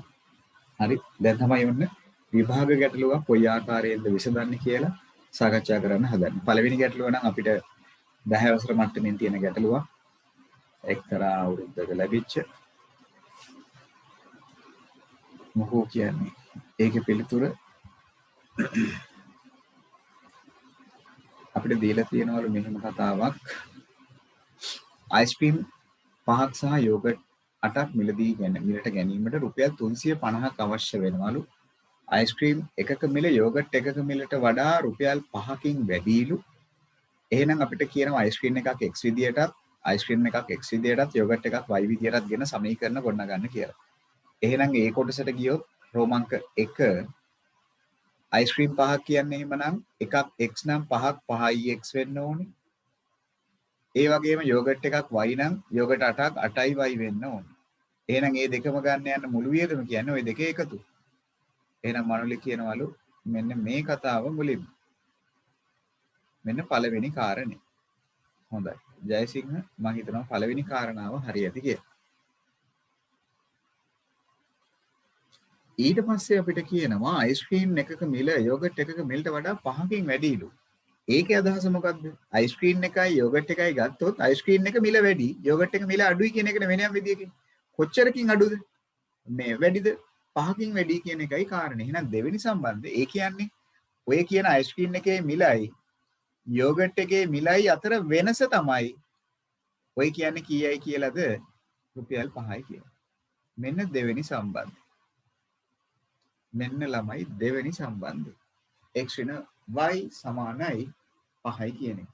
අයිස්ක්‍රීම් එකේ මිලයි යෝගට් එකේ මිලයි අතර වෙනස. ඒ වුණාට ගොඩක් කට්ටිය අරගෙන ඇත්තේ මෙන්න මේ විදිහට සමීකරණ. x සමානයි y එකතු කිරීම 5යි කියලා අරගෙන ඇති සමහරක් විට. ඒක වැරදි නැහැ. ඒකත් හරි. ඉතින් මේ ධන වයිව මේ පැත්තට ඇදලා බලන්න මොකද වෙන්නේ කියලා. අරගම නේද වෙන්නේ? මොකද අන්‍යත පදේ ඔක්කොම එක පැත්තකට අරන් සමීකරණය පිළිවෙල ගත්තොත් ලේසියිනේ. ඒකයි මම එහෙම කරන්නේ. එහෙනම් සුපූර්ණ අපිට කියාවි බලන්න විසඳුම් දෙක එහෙමනම් ඕක විසඳුවාට පස්සේ. මොකද එහෙමනම් විසඳුම් දෙක වෙන්නේ. ඔය කියන කතාවට අදාළ විසඳුම් වෙන්නේ එහෙමනම්. x වලට මට හිතෙන්නේ 30ක් එනවා ඇති නේද?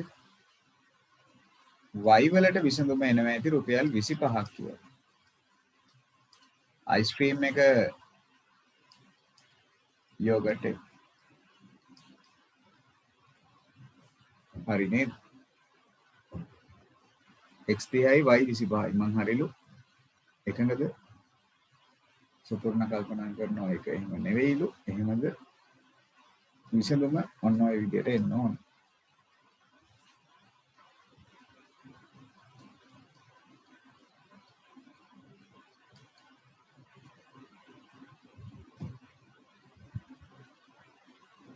ඊළඟට ඔන්න වැදගත් කාරණයක් කියනවා. රෝමංක 3. ඔන්න ඕක ගොඩක් කට්ටියට කරගන්න බැරි වෙන්නේ නැති. ඕකේ කියන්නේ මෙහෙම දෙයක්. කිසියම් මුදල් ප්‍රමාණයකට දන්නේ නැහැ මුදල් ප්‍රමාණය. ඒක තමයි හොයන්න ඕනේ. එහෙනම් අපි හිතමු මුදල් ප්‍රමාණය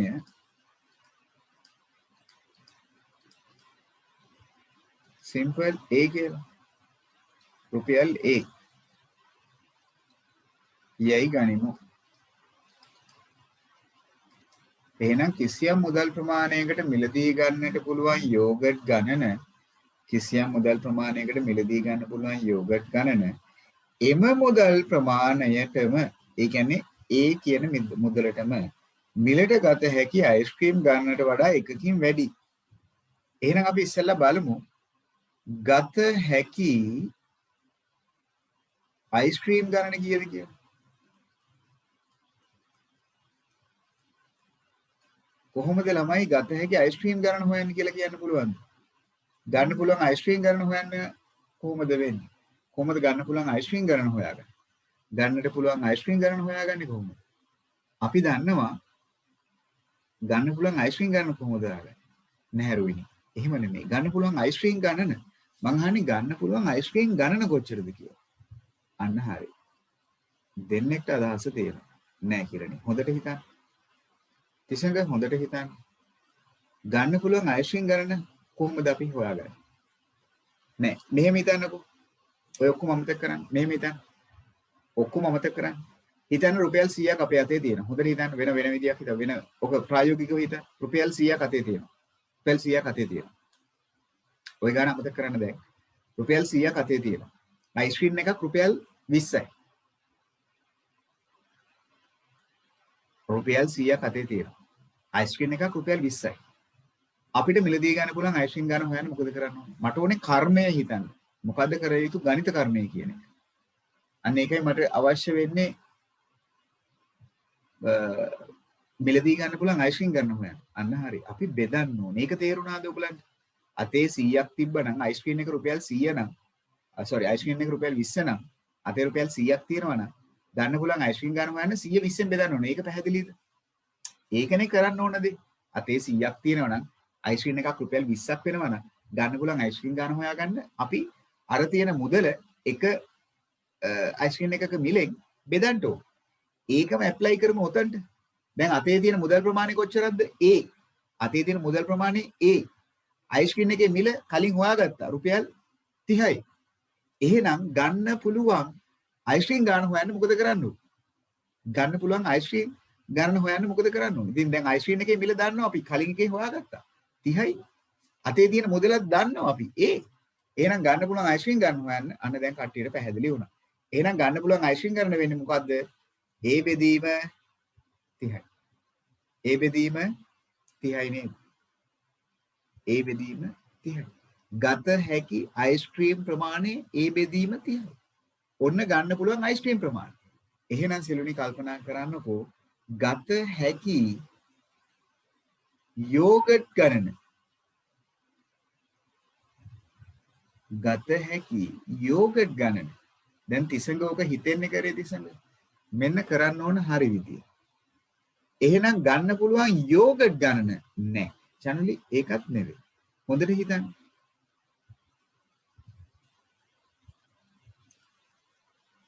x ගන්න අයිතියක් නැහැ සිළුනේ. x කියන්නේ මොකක්ද? අපි කලින් ගත්ත අන්‍යාතයක්. ඒකම ගන්න බෑ. අන්න හරි. දැන් කට්ටියට තේරුණා. අතේ තිබ්බ මුදල් ප්‍රමාණයට යෝගට් ගන්නවා කියන්නේ අතේ තිබ්බ මුදල් ප්‍රමාණයේ චනුලි A. යෝගට් එකක් 25යි. එහෙනම් ගත හැකි යෝගට් ගන්න කියන්නේ කොච්චරද? A බෙදීම 25යි. A බෙදීම 25යි. අන්න දැන් කට්ටියට තේරුණා. රොයිනි ඕකත් හරි. ඒ වුණාට ඔතනදී අපි යෝගට් එකේ මිල කීයද කියලා දන්නවනේ. අපි දන්නවා යෝගට් එකේ මිල කොච්චරද කියලා. ඒ රුපියල් 25ක්. එහෙනම් අතේ තියෙන මුදලට ගත හැකි යෝගට් ප්‍රමාණය වෙන්නේ කොච්චරද? ඒ බෙදීම 25යි. එහෙම නේද? දැන් සම්බන්ධයට යමු. දැන් එතකොට මට කියන්න ගන්න පුළුවන් අයිස්ක්‍රීම් ගන්නද වැඩි? ගත හැකි අයිස්ක්‍රීම් ගන්නද වැඩි? ගත හැකි යෝගට් ගන්නද වැඩි කියලා? අතේ තිබ්බ මුදලෙන් ගන්න පුළුවන් අයිස්ක්‍රීම් ගන්නද වැඩි? එහෙම නැත්නම් යෝගට් ගන්නද වැඩිපුර ගන්න පුළුවන්? ඔයාලට වැඩිපුර කඩෙන් ගේන්න පුළුවන් යෝගට්ද අයිස්ක්‍රීම්ද? අතේ තියෙන මුදලේ හැටියට. ගොඩක් කට්ටිය කියනවා අයිස්ක්‍රීම් කියලා. හොඳට හිතන්න, හොඳට හිතන්න. නෑ. ඒක නිකන් ප්‍රායෝගිකව හිතන්නකෝ. ප්‍රායෝගිකව හිතන්න. වැඩිපුර ගන්න පුළුවන් අයිස්ක්‍රීම් දන්නේ යෝගට්. මිල අඩු මොකද්ද කියනවා බලන්න. මිල අඩු යෝගට් නේද? එහෙනම් අතේ තියෙන ගානේ වැඩිපුර ගන්න පුළුවන්. මිල අඩු දෙයද මිල වැඩි දෙයද? අන්න මේ ප්‍රායෝගික කඩේ යනවා නම් ඕක පුළුවන් මහ ලොකු ගණන් ඕනේ නැහැ ඔකට. යෝගට් එකේ මිල 25යි. අයිස්ක්‍රීම් එකේ මිල 30යිනේ. අඩු දෙය නේද වැඩිපුර ගේන්න පුළුවන් එතකොට. එහෙනම් වැඩිපුර ගන්න පුළුවන් යෝගට්. වැඩිපුර ගන්න පුළුවන් යෝගට්. ඉතින් අනිවාර්යෙන් එහෙම වෙන්න එපා. මිල අඩුයිනේ යෝගට්. එහෙනම් අතේ තියෙන ගාණෙන් ගන්න පුළුවන් වැඩිපුර යෝගට් වෙන්න ඕන. අයිස්ක්‍රීම් වලට වඩා. ඒ වෙනස තමයි අපිට කියන්නේ කොච්චරක් කියලාද? ගන්න පුළුවන් යෝගට් ප්‍රමාණය එකකින් වැඩිලු අයිස්ක්‍රීම් ප්‍රමාණයට වඩා. එහෙනම් අපේ සම්බන්ධය වෙන්නේ මොකක්ද? ගත හැකි යෝගට් ප්‍රමාණය, ගත හැකි අයිස්ක්‍රීම් ප්‍රමාණය, ගත හැකි අයිස්ක්‍රීම් ප්‍රමාණයත් අතර වෙනස. එහෙනම් ගත හැකි යෝගට් ප්‍රමාණය කියන්නේ ඒ බෙදීම 25යි. මේනේ ගන්න පුළුවන් යෝගට් ප්‍රමාණය. ගත හැකි අයිස්ක්‍රීම් ප්‍රමාණය කියන්නේ ඒ බෙදීම 30යි. එහෙනම් ওই දෙකේ වෙනස තමයි, වෙනස කියන්නේ අඩු කිරීම තමයි සමාන වෙන්නේ කීයටද? එකට. ওই වෙනස තමයි සමාන වෙන්නේ කීයටද? එකට. ඔච්චරයි යන්නේ සමීකරණ. ගත හැකි යෝගට් ප්‍රමාණය, ගත හැකි අයිස්ක්‍රීම් ප්‍රමාණයත් අතර වෙනස එකයි.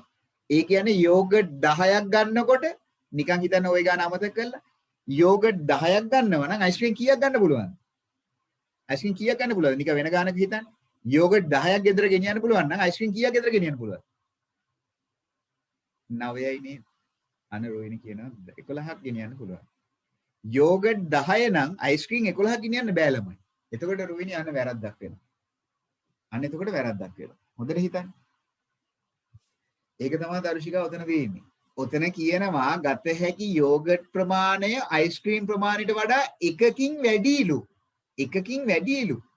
ඒ කියන්නේ නිකමට හිතන්න ගෙදර යෝගට් 10ක් අරන් යන්න පුළුවන් කියන්නේ අයිස්ක්‍රීම් කීයක් ගෙනියන්න පුළුවන්ද? අයිස්ක්‍රීම් 11ක් ගෙනියන්න බෑ. යෝගට් තමයි වැඩිපුර ගෙනියන්න පුළුවන්. එකකින් වැඩිපුර ගෙනියන්න පුළුවන්. එහෙනම් කොච්චරක් වෙන්න ඕනේද? එහෙනම් කොච්චරක් ගෙනියන්න පුළුවන් වෙන්න ඕනද? 9ක් ගෙනියන්න. දැන් තේරුණාද? එහෙනම් ගෙදර යෝගට් 10ක් අරන් යනකොට අයිස්ක්‍රීම් අරන් යනවා 9ක්. එතකොට අර ගෙදර අරන් යන යෝගට් ප්‍රමාණෙත් අයිස්ක්‍රීම් ප්‍රමාණෙත් වෙනස කොච්චර? ගෙදර අරගෙන යනවනේ යෝගට් 10ක්, අරගෙන යනවනේ අයිස්ක්‍රීම් 9ක්. එහෙනම් ගෙදර අරන් යන යෝගට් ප්‍රමාණයයි අයිස්ක්‍රීම් ප්‍රමාණය අතර වෙනස. වෙනස ගන්න අඩු ගන්නවා. එහෙනම් වෙනස කීයද? එකයි නේද? අන්න ඒක තමයි මම එකට සමාන කරේ. දැන් තේරුණාද සමීකරණය ගොඩනගපු විදිහ? අර ගන්න අයිස්ක්‍රීම් ප්‍රමාණයත් අර ගන්න යෝගට් ප්‍රමාණයත් අතර වෙනස. ඉතින් වැඩිපුර ගන්න පුළුවන් යෝගට්නේ. එහෙනම් ගන්න යෝගට් ගණනෙන් ගන්න අයිස්ක්‍රීම් ගණන අඩු කරොත් ඒ වෙනස තමයි කීයක් වෙන්න ඕනේද? එකක් වෙන්න ඕනේ. අන්න ඒකයි සමීකරණය ගත්තේ. දැන් තිසඟට තේරුණාද? ඕක හිතෙන් ගන්න නැතුව හදන විදිය. ඕක ගණන් ටික කඩේ යන කට්ටිය දන්නවා 25යි අරක තියෙනම් ආයෙන 25 ඒවා 4යි නෑ 25 ඒවා 6ක් ගන්නකොට 30 ඒවා ගන්න පුළුවන් අපිට මෙච්චරයි. අන්න එමෙ හිතෙන් හදා ගන්න පුළුවන් ඉතින්.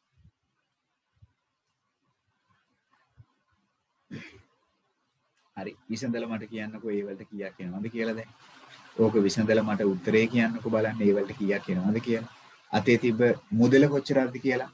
එහෙනම් සිලුනි මොකක්ද අතේ තිබ්බ මුදල වෙන්නේ? හරි අපි මුලින්ම කරේ මේකෙදී ගන්න පුළුවන් අයිස්ක්‍රීම් ප්‍රමාණය හොයාගත්තා. ඒකට තමයි ඒව මම 30න් බෙදුවේ. අතේ තියෙන මුදල A නම් අයිස්ක්‍රීම් එකේ මිල රුපියල් 30 නම් ගන්න පුළුවන් අයිස්ක්‍රීම් ප්‍රමාණය ඇවිල්ලා ඒ බෙදීම 30යි. අතේ තියෙන මුදලට ගත හැකි අයිස්ක්‍රීම් ප්‍රමාණය. අතේ තියෙන මුදලට ගත හැකි යෝගට් ප්‍රමාණය හොයන්න තමයි මම ඒව බෙදුවේ 25යි. හරිද? ඒක තමයි ඒ බෙදීම 25 කියලා ගත්තේ. එහෙනම් ගත හැකි අයිස්ක්‍රීම් ප්‍රමාණයත් ගත හැකි යෝගට් ප්‍රමාණයත් අතර සම්බන්ධයක් ඒගොල්ලෝ කියනවා ගන්න පුළුවන් අයිස්ක්‍රීම් ප්‍රමාණය ඇවිල්ලා යෝගට් ප්‍රමාණය ඇවිල්ලා අයිස්ක්‍රීම් ප්‍රමාණයට වඩා එකකින් වැඩි කියලා. ඒ නිසා තමයි මම මොකක් කරේද ගත හැකි අයිස්ක්‍රීම් ගණනෙන් ගත හැකි යෝගට් ගණන අඩු කරා. ගත හැකි අයිස්ක්‍රීම් ගණනෙන් ගත හැකි යෝගට් ගණන මේ යෝගට් ගණනෙන් අයිස්ක්‍රීම් ගණන අඩු කරා. එතකොට මේ වෙනස ඇවිල්ලා එකක් වෙනවා. ඒක තමයි මම එකට සමාන කරේ. ගත හැකි යෝගට් ප්‍රමාණයයි ගත හැකි අයිස්ක්‍රීම් ප්‍රමාණය අතර වෙනස ගත්තා. ඒ වෙනස එකයිලු. ඒක නිසා තමයි මම එකට සමාන කරේ. ඕක කරන්න තියෙන හොඳම දේ ඕගොල්ලෝ ඉස්සෙල්ලා හිතෙන් කල්පනා කරන්න. අතේ යම්කිසි මුදලක් තියෙනවා. අයිස්ක්‍රීම් එකක් මෙන්න මෙච්චරයි. එහෙනම් කොච්චරක් අයිස්ක්‍රීම් ගන්න පුළුවන්? යෝගට් එකක් මෙන්න මෙච්චරයි. එහෙනම් කොච්චර යෝගට් ප්‍රමාණයක් ගන්න පුළුවන්? ඒක ගන්න මොකද්ද කරන්නේ? මේක තමයි සරලම විදිය ඔය කියන සමීකරණය ගොඩනගන්න තියෙනවා. මේ ඇවිල්ලා සරල සමීකරණයක් බීජීය භාග ඇතුළත්. මේකේ ඒගොල්ලෝ මේ ප්‍රශ්නේදී බලාපොරොත්තු වෙලා තියෙනවා සමගාමී දැනුම. ඒ වගේම අපේ සරල සමීකරණ දැනුම. දෙපැත්තම බලාපොරොත්තු වෙන. එහෙනම් මේක විසඳන්න හොඳ විදියක් අපිට මේ දෙන්නගේ කුඩා පොදු ගුණාකාරයේ සලකලා මුළු සමීකරණයම කුඩා පොදු ගුණාකාරයෙන් ගුණ කරගෙන යමු. එතකොට ඉතින් මොකද කියන්නේ? 25 30 කුඩා පොදු ගුණාකාරය කීයක් එවිද? දැන් කට්ටිය කල්පනා කරන එක මොකක්ද කියලා. 375ක් වෙන්න නම් බෑ. 150. මුළු සමීකරණයම නෑ 150 වෙන්නත් බෑ. ඔව් 150. හරි හරි. 25 30 කුඩා පොදු ගුණාකාරය 150 මුළු සමීකරණයම 150න් ගුණ කරගෙන යනවා. එහෙනම් මුළු සමීකරණයම මම 150න් ගුණ කරනවා. මෙයාවත් ගුණ කරනවා. මෙයාවත් ගුණ කරනවා. මෙයාවත් ගුණ කරනවා. 30ට මේක කැපුණාම 5යි 25ට 150 කැපුණාම 6යි. එහෙනම් 6යි අඩු කිරීම මෙතන 5යි සමානයි 150යි. 6යි ගෙන් 5යි අඩු කරාම a සමානයි 150යි. ඉතින් a කියන්නේ මොකක්ද? අතේ තිබ්බ මුදල. එහෙනම් අත ඇති මුදල වෙන්නේ රුපියල් 150. මේක ඔයගලන්ට හිතෙන් ගන්නත් තිබ්බා. රුපියල් 150. දැන් නිකන් හිතෙන් හදලා බලන්න ඇත්තද ඔය කතාව කියන. ඇත්තටම ওই ගන්න පිළිතුර එනවද කියලා කල්පනා කරන්නකෝ. අශේන්ද්‍රි පොඩ්ඩක් කල්පනා කරලා බලන්නකෝ. අතේ 150ක් තියෙනවා. අතේ 150ක් තියෙනවා. අතේ 150ක් තියෙනවා. අයිස්ක්‍රීම් එකක් රුපියල් 30යි. අයිස්ක්‍රීම් කීයක් ගන්න පුළුවන්? අතේ 150ක් තියෙනවා. අයිස්ක්‍රීම් එකක් රුපියල් 30යි. අයිස්ක්‍රීම් කීයක් ගන්න පුළුවන්? රුපියල් 150කින් අයිස්ක්‍රීම් කීයක්ද? අන්න හරි. අයිස්ක්‍රීම් 5ක් ගන්න පුළුවන්. යෝගට් එකක් 25යිනේ. එහෙනම් අතේ 150ක් තියෙනවා. යෝගට් කීයක් ගන්න පුළුවන්ද? හදලා බලන්න. එතකොට තමයි ගැටලුව හරියටම තේරෙන්නේ ඔයගලන්ට මොකද්ද කරේ කියලා. 150 25න් බෙදන්නකෝ. එතකොට කීයක් එයිද? අන්න ඒවි 6ක්. ඒ කියන්නේ ගන්න පුළුවන් අයිස්ක්‍රීම් ප්‍රමාණය 5යි. ගන්න පුළුවන් යෝගට් ප්‍රමාණය 6යි. ඕෂදී දැන් වැඩේ පැහැදිලි වුණාද? ගන්න පුළුවන් අයිස්ක්‍රීම් ප්‍රමාණය 5යි. ගන්න පුළුවන් යෝගට් ප්‍රමාණය 6යි. මොකක්ද ඒකේ මොකක්ද එතන තර්කය එතකොට? අයිස්ක්‍රීම් 5ක් ගන්නකොට යෝගට් ගෙදර ගෙනියන්න පුළුවන් 6ක්. හරි නේද? අයිස්ක්‍රීම් ප්‍රමාණයට වඩා එකක් වැඩියෙන් යෝගට් අරන් යන්න පුළුවන් නේද? දර්ශකයන්ට තේරුණාද? අයිස්ක්‍රීම් 5ක් ගෙදර අරන් යනකොට යෝගට් 6ක් අරන් යන්න පුළුවන්. ඒ කියන්නේ ගෙනියන්න පුළුවන් අයිස්ක්‍රීම් ප්‍රමාණයට වඩා එකක් වැඩිපුර යෝගට් අරන් යන්න පුළුවන්. හරිද පහන්නේ? ඔන්න ඔය කතාව. ඉතින් වැදගත් මට ඔකේ ඔයගලන්ට ඔලුවට දෙන්න අවශ්‍ය. අන්න අර A බෙදීම 30යි A බෙදීම 25යි. සෙල්ටි මම කැමති අන්න ඒ විදිහටත් කල්පනා කරනවා නම් අන්න ඒ තරකයක් කල්පනා කරනවා නම් රොයින්ට මං හිතන්නේ දැන් පැහැදිලි වෙන්නේ නැති මොකක්ද මේකෙදි අපෙන් බලාපොරොත්තු වෙන්නේ කියලා. ඒ අත්දැකීම ගන්න. හැබැයි මට මේක කියලා දෙනකොට මතක් වෙනවා මම මේ ගාන ඔයගොල්ලොත් එක්ක මීට ඉහතදී කතා කරා වගේ හැඟීමක්. මේ බැජ් එකත් එක්කද එහෙම නැත්නම් මීට කලින් අවුරුදු වල කරපු බැජ් එකක් එක්කද මන්ද. හැබැයි මට මතක මේ බැජ් එකත් එක්ක මම මේ ගාන කියලා දුන්නා වගේ. නැද්ද? මට එහෙම මතකයක් එනවනේ මට එකපාරටම. මට හිතෙනවා මේ බැජ් එකට තමයි මම කියලා දුන්නේ කියලා. නැද්ද? මේ බැජ් එකට නෙවෙයිද කියලා දුන්නේ. හරි එහෙනම් ඊට ඉහත කරපු බැජ් එකකට වෙන්නේ නැති. හරි. තාම මේ මතකයේ තියෙනවා ඒකයි මම මේ බැලුවේ.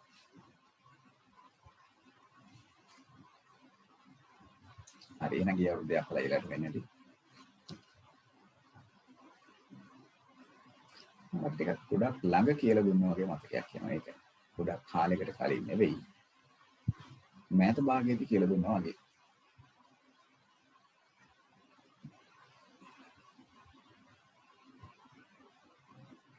ඔව් දර්ශිකා එහෙම වෙන්න තියෙනවා නේද? එහෙම වෙන්නේ නැති ගොඩක් ඒක.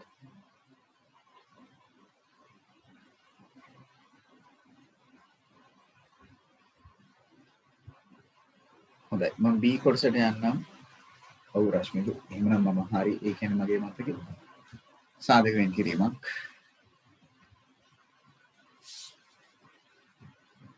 ඔව් ඒක තමයි සිලුනේ. අනිත් කාරණේ මතක තියාගන්න අන්‍යාත පද හඳුන්වා දෙද්දී දැන් මෙන්න මේ තර්කෙත් පොඩ්ඩක් හිතන්න. එක කියලා නැති වුණාට අපෙන් ක්‍රමේ බලාපොරොත්තු වෙනවා දෙසක. එතකොට ලකුණු නැහැ ක්‍රමයට. ලකුණු 3ක් ඔය ගැටලුවට. එතකොට උත්තරේට එක ලකුණයි වාට හම්බ වෙන්නේ. ඔව් ඒක තමයි සුළුනේ මට හිතෙන්නේ. මෙන්න මේක අන්‍යාදයක් හඳුන්වා දෙනකොට ඒගොල්ලෝ හඳුන්වා දීලා තියෙන අන්‍යාද ඔයත් හඳුන්වා දෙන්න යන්න එපා. ඒක කරන්න එපා. දැන් මට මෙතන මුදල් ප්‍රමාණය ලෙස රුපියල් X කියලා ගන්න බෑ. මෙතන දැන් දීලා ඉවරයිනේ. එහෙම පටලවා ගන්න එපා. එහෙම අවුලක් කරගන්න එපා. ඒගොල්ලෝ අන්‍යාතයක් හඳුන්වලා දීලා ඉවරයිනේ. ඒක ආපෞසරයක් අපි හඳුන්වා දෙන්න යන්න එපා. ඉතින් වෙන අකුරු තියෙනවනේ නේ. තව අකුරු 24ක්ම තියෙනවනේ මේ දෙක ඇරුණාම. ඒ කැමති එකක් දාගන්න ඉතින්. හරිද? ඒකත් පොඩ්ඩක් හිතට ගන්න. අන්‍යාත හඳුන්වා දෙනකොට තියෙන අන්‍යාතය දෙපාරක් හඳුන්වා දෙන්න එපා. හොඳයි. අපි යම්කෝ බලන්න සාධක වැඩේට. මොකද කියන්නේ සාධක වැඩේ? පද හතරක් තියෙනවා. ඕක නම් අපි කරලා තියෙනවා මීට ඉහතදී. එහෙනම් වර්ග දෙකක අන්තරයක් පළවෙනි පද දෙකේ. එහෙනම් මම වර්ග දෙකක අන්තරයක් දාන්න නැති. ඔයගොල්ලොත් ඒක කරන්න නැති කියලා හිතනවා. x වෙන y x ධන y කියලා. ඊළඟ ජෝඩුව සලකලා කවුරුත්ම ගන්න නැහැ. මුල් පදේ ලකුණ ඍණ හින්දා ඍණක් ගත්තා. එක ගමු එහෙමනම්. එහෙනම් ඉතිරි වෙන්නේ x ඍණ y. උදාරිය ඔන්න උතන්ට වෙනකම් කරලා ඇති. එතනින් පස්සේ තමයි උදාරිය ඉතින් ඔක වරද්දගෙන නැත්තේ. ඔතනින් පස්සේ මොකුත් කරන්න දෙයක් තියේද? දැන් කල්පනා කරනවා ඔතනින් එහාට කරන්න දෙයක් නැහැ කියලා. දැන් මොකුත්ම ඔතනින් ඉදිරියට යන්න විදියක් නැද්ද අපිට? මෙතන x වෙන y x ධන y කියලා වර්ග දෙකක අන්තරයක් ගත්තා. මෙතන ඍණ එක පොත් සාධකයක් විදිහට අරගෙන x වෙන y නම් කුට්ටිය පිටින් ගන්න අවස්ථාව මොකද්ද? x වෙන y ගන්න පුළුවන් කුට්ටිය පිටින් එළියට. එහෙනම් ඉතිරි වෙන්නේ මොකක්ද? x වෙන y එළියට ඇද්දට පස්සේ මෙතනින් x ධන y. එහෙමනම් මම අරිනව සංගල වරහණක් සුළු වරහණක් දැන්ටමත් තියෙන හින්දා x ධන y මෙතනින් ඉතුරු වෙන්නේ ඍණ 1. මෙන්න අවසාන පිළිතුර. ඕනනම් සුළු වරහණ ඉවත් කරලා x ධන y ඍණ 1 කියලා එකපාර ලියන්නත් පුළුවන්. එහෙනම් පළවෙනි පද දෙක සලකලා වර්ග දෙකේ අන්තරය දැම්මා. ඊළඟ ජෝඩුව සලකලා ඍණ 1 පොදු සාධකයක් විදියට ගත්තා. ඊට පස්සේ තැන් දෙකටම x ඍණ y පොදුයි. එහෙනම් x ඍණ y ගත්තා අපි එළියට. ඕක තමයි කතාව.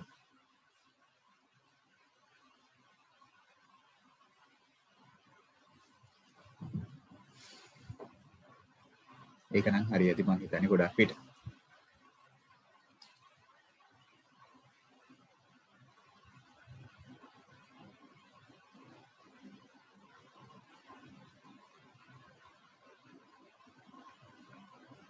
ඒක නම් ගොඩක් කට්ටියගේ සාර්ථක වෙලා. හරි. තාමත් තේරිච්ච නැති කෙනෙක් ඉන්නවා නම් ආපහු බලා ගන්න. එහෙමනම් මොකද්ද වෙන්න ඕන කාරණේ? x වර්ග ඍණ y වර්ග තියෙනවා. පළවෙනි පද දෙක සලකලා වර්ග දෙකේ අන්තරය දැම්මා. ඒක තමයි x ඍණ y x ධන y දැම්මේ. ඊළඟ ජෝඩුවෙන් එහෙම සාධක වෙන් කිරීමකට හිතන්න බැරි හින්දා තැන් දෙකටම පොදු සාධක කවුරුත් නැති හින්දා මුල් පදේ ලකුණ ඍණ. ඒ නිසා ඍණ කවුරුත් ගන්න නැත්නම් ගන්න ඕන සාධකේ 1 කියලා දීලා තියෙනවනේ. එහෙනම් 1. එහෙනම් ඉතුරු වෙනවා මෙතනින් x, මෙතනින් ඉතුරු වෙනවා y. හැබැයි ඍණක් ගත්ත හින්දා මෙතන ධන ලකුණ මොකද වෙන්නේ මෙතනට යද්දි? අන්න ඒක ඍණ වුණා. ඔච්චරයි. එහෙනම් අර අපි ත්‍රිපද සාධකවලදී වගේ කුට්ටිය පිටින් ගන්න අවස්ථාව. දැන් දෙකටම පොදු සාධකයක් තියෙනවා. ප්‍රකාශනයක්ම තියෙනවා. මෙතනත් x ඍණ y තියෙනවා, මෙතනත් x ඍණ y තියෙනවා. එහෙනම් කුට්ටිය පිටින් x ඍණ y ගත්තා. මෙතනිනුත් ගත්තා, මෙතනිනුත් ගත්තා. ඒතර මෙතනින් ඉතුරු වෙන්නේ x ධන y. මෙතනින් ඉතුරු වෙන්නේ ඍණ 1. ඒක තමයි අර ඉතුරු වරහන්ට යන්නේ. අර ත්‍රිපද සාධකවලදී කරනවා වගේම තමයි. ත්‍රිපද සාධකවලදී කරනවා වගේම තමයි. ඒකමයි මේ. හොඳයි. යමුද බලන්නටක් ගාලා දෙවෙනි ප්‍රශ්නෙට දෙවෙනි රචනා ප්‍රශ්නෙට. හරිනේ වෙන්නේ දැන්.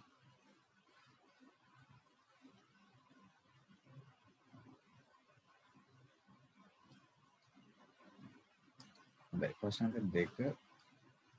පළවෙනි කොටස ඇවිල්ලා ඔන්න වීජීය භාගය ඇතුළත් සමීකරණයක් දීලා දෙවෙනි කොටසේදී අපිට සමීකරණයක් ගොඩනගන්න තියෙනවා. හරි මුලින්ම මම වීජීය භාගය ඇතුළත් සමීකරණේ විසඳන්නම්. කට්ටිය බලන්න ඔයාලගේ විසඳුම මගේ විසඳුමත් එක්ක සමානද කියලා.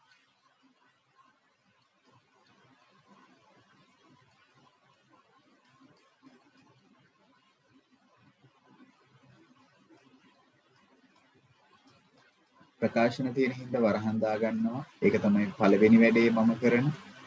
දැන් පොදු හරය සලකන්න වෙනවා. එකිනෙකට වෙනස් වූ සාධක සියල්ලම ගන්න ඕනේ කියලා තියෙනවා අපි. එහෙනම් x ධන 1 x ධන 1 පොදුයි. ඊට අමතරව 2. එහෙනම් 2 ගන්නත් වෙනවා x ධන 1 ගන්නත් වෙනවා. දකුණු පාසේ මුකුත් සුළු වීමක් වෙන්නේ නැත. ඒක එහෙමම තියෙනවා. එහෙනම් හරේ තියෙන කොටවල් වලට අපි හරේ තියෙන කොටවල් බලමු. x ධන 1ට x ධන 1 කැපෙනවා. 2ට 2 කැපෙනවා. 1යි එක් වරක් ඉහළින් ඉන්න 3. අපෝ මෙතන x ධන එකට x ධන එක කැපෙනවා. දෙක ඉතුරුයි. දෙක වතාවක් ඉහළින් ඉන්න එක. එහෙනම් එක්වරක් 3 3යි දෙවරක් 1 2යි. හරය තුල දෙවරක් x ධන 1 සමානයි 6න් 5යි. එහෙනම් ලවයේ සුළු කරොත් 5යි. එහෙනම් දෙවරක් x ධන 1 සමානයි 6න් පංගු 5. ළමයි දැන් මෙතනින් ඉදිරියට අපි මොකද කරන්නේ? මෙතනින් පස්සේ ඔව් දැන් අපිට පුළුවන් මෙතනින් ඉදිරියට යන්න හරස් කුණ්ඨය යොදාගෙන නේද? මේක ගුණ කරමු මේ පැත්තට, මේක ගුණ කරමු මේ පැත්තට. එහෙනම් 6 වැඩි වෙනවා 5ත් එක්ක දෙවරක් x ධන 1 යනවා 5ගේ පැත්තට.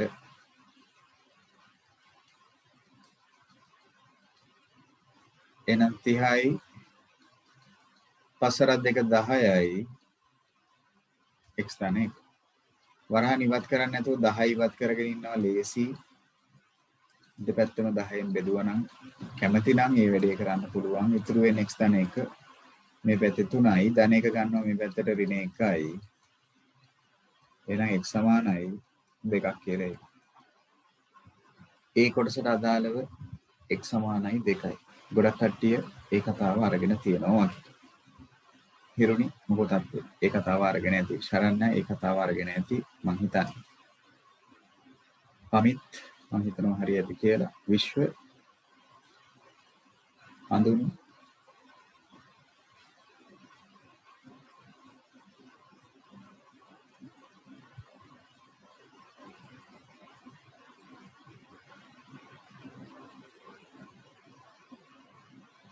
හරි ඒ කතාව ගොඩක් කට්ටිය අරගෙන තියෙනවා. පන්සිලු මං හිතනවා ඒක හරි ඇති කියලා.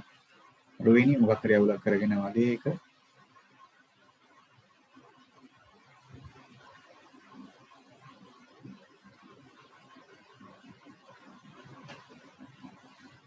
හරි ඊළඟ කාරණය ඔන්න දැන් මේ කොටස හරිනම් ලකුණු 3ක් තියෙනවා. ඉතින් ලකුණු 7 කෑල්ලට යමු බලන්න. මේකේ අපිට කියනවා මෙහෙම දෙයක්.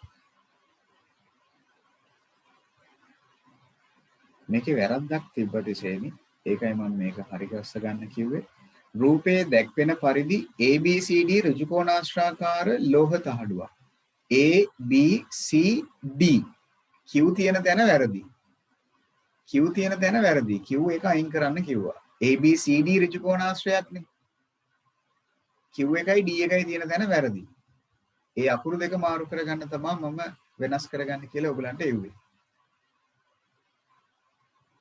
මෙතන D වෙන්න ඕන. ABCD ඍජුකෝණාශ්‍රාකාර තහඩුවක්. ඒක ඇතුලේ කපනවා PBCQ කියලා ඍජුකෝණාශ්‍රාකාර කොටසක්. මෙතනට Q වෙන්න. ඔන්න ඕකයි අඩුපාඩුව තිබ්බේ. හරි. දැන් එතකොට අපිට දීලා තියෙනවා PB දිග 10යි කියලා. ඉතිරි වෙන APQD. ඉතිරි වෙන්නේ මේ ටිකනේ. ඒක සමචතුරස්‍රයක්. හරි. ඒක සමචතුරස්‍රයක්. වැදගත් කතාවක්. මේ ඉතුරු වෙන කෑල්ල සමචතුරස්‍රයක්. ඒ කියන්නේ පාද සියල්ල දිගින් සමානයි. අන්න ඒව ලකුණු උනාද දන්නේ නැහැ. එම සමචතුරස්‍රාකාර කොටසේ වර්ගඵලය කපා ඉවත් කරපු කොටසේ වර්ගඵලයට වඩා දෙකකින් වැඩි. ඒ කියන්නේ මේ වර්ගඵලයට වඩා මේක වර්ගඵලය දෙකකින් වැඩිලු. AD කෑල්ල ඇවිල්ලා AD කියන්නේ මේ කොටස. ඒක ඇවිල්ලා ගන්නලු x ලෙස. මේ කොටස ඇවිල්ලා x විදියට ගන්නලු. එහෙනම් මේ කොටස ඇවිල්ලා x. මේ දිග ඇවිල්ලා x. එහෙනම් මේ දිග ඇවිල්ලත් x. සමචතුරස්‍රයක්. මේ දිග x ඉඳ මේ දිගත් අනිවාර්යයෙන්ම x. හරිද? ඔය ටික ලකුණු වෙන්න ඕනේ ඉතින් හරියට. එහෙනම් කපා ඉවත් කරපු කොටසේ වර්ගඵලය සඳහා ප්‍රකාශනයක්. කපා ඉවත් කරපු කොටස කියන්නේ මේ කෑල්ලනේ PBCQ කෑල්ලනේ. අන්න ඒ කොටසේ වර්ගඵලය සඳහා ප්‍රකාශනයක් ගන්නලු. එහෙනම් ඉවත් කළ කොටසේ වර්ගඵලය සඳහා ප්‍රකාශනයද දී ඇති තොරතුරු භාවිතයෙන් x ඇසුරෙන් ලියන්න. මොකද කියන්නේ? ඉතින් කපා ඉවත් කරපු කෑල්ලේ වර්ගඵලය කියන්නේ 10 ගුණ කිරීම x නේද? ඒ කියන්නේ 10යි x. ඔන්න පිළිතුර පළවෙනි එකට අදාළ. වර්ග සෙන්ටිමීටර කියන එක චුට්ටක් ඈත් කරලා ලියන්න. බලන්නකෝ හරිද කියලා. ඔන්න පළවෙනි කතාව. මොකද ඔන්න කපා ඉවත් කරපු කෑල්ල. දිග ගුණ කිරීම පල්ලනේ ඍජු කෝණාශ්‍රයක්නේ. අවුලක් නැහැ නේද ඒක? කපා ඉවත් කරපු කෑල්ල ඇවිල්ලා ඍජු කෝණාශ්‍රයක්. ඉතින් දිග ගුණ කිරීම පල්ල. 10 ගුණ කිරීම x 10යි x. ඊළඟට තමයි ඔන්න රෝමාංක දෙකේ සමීකරණයක් ගොඩ ගන්නයි කියලා කියන්නේ. ඔන්න අපිට සමීකරණය ගොඩ ගන්නලු ළමයි. දැන් ඉතින් අපිට සමීකරණයක් ගොඩ ගන්න තියෙනවා. දැන් මොකද කියන්නේ? x මගින් මෙන්න මෙහෙම සමීකරණයක් සපුරාලනු ලබන බව පෙන්වන්නලු. ඒ කියන්නේ සමීකරණයක් ගොඩනගලා පෙන්වන්න ඕනේ මෙන්න මෙහෙම කතාවක්. x ඇසුරෙන් ඔන්න ඔහොම සම්බන්ධයක් ගන්න පුළුවන් කියලා පෙන්වන්නලු. x ඇසුරෙන් ඔහොම සම්බන්ධයක් ගන්න පුළුවන් කියලා. කොහොමද අනේ ওই කතාව කරන්නේ? දැන් අපි දන්නවා අපිට දීලා තියෙනවා අපි කපලා ඉවත් කරන කොටස ඇවිල්ලා ඒකේ වර්ගඵලයට වඩා සමචතුරස්‍රයේ වර්ගඵලය මොකද කියන්නේ? දෙකකින් වැඩිලුනේ. එහෙමනේ කියන්නේ. එම සමචතුරස්‍රාකාර කොටසේ වර්ගඵලයේ කපා ඉවත් කරපු කොටසේ වර්ගඵලයට වඩා දෙකකින් වැඩි. ඉතින් අපි දන්නවා සමචතුරස්‍රයේ වර්ගඵලය කියන්නේ කොච්චරද? අපි ඉස්සෙල්ලා සමචතුරස්‍රයේ වර්ගඵලය හොයමු. දැන් කට්ටිය කල්පනා කරනවා සමචතුරස්‍රයේ වර්ගඵලය වන්නේ කොහොමද කියලා. මට කියන්න සමචතුරස්‍රයේ වර්ගඵලය කොහොමද වන්නේ කියලා. දිග ගුණ කිරීම පල්ලනේ. ඒ කියන්නේ x ගුණ කිරීම x. දැන් 2x කියලා කියන්න නම් එපා ඉතින්. හොඳේ. x වල වර්ගය. මේන්නේ සමචතුරස්‍රයේ වර්ගඵලය. ඉතින් අනේ අපිට කියනවා සමචතුරස්‍රයේ වර්ගඵලය ඇවිල්ලා සමචතුරස්‍ර වර්ගඵලයේ ඇවිල්ලා සමාන වෙනවලු ඍජු කෝණාශ්‍ර වර්ගඵලයට වඩා දෙකක් වැඩිලු.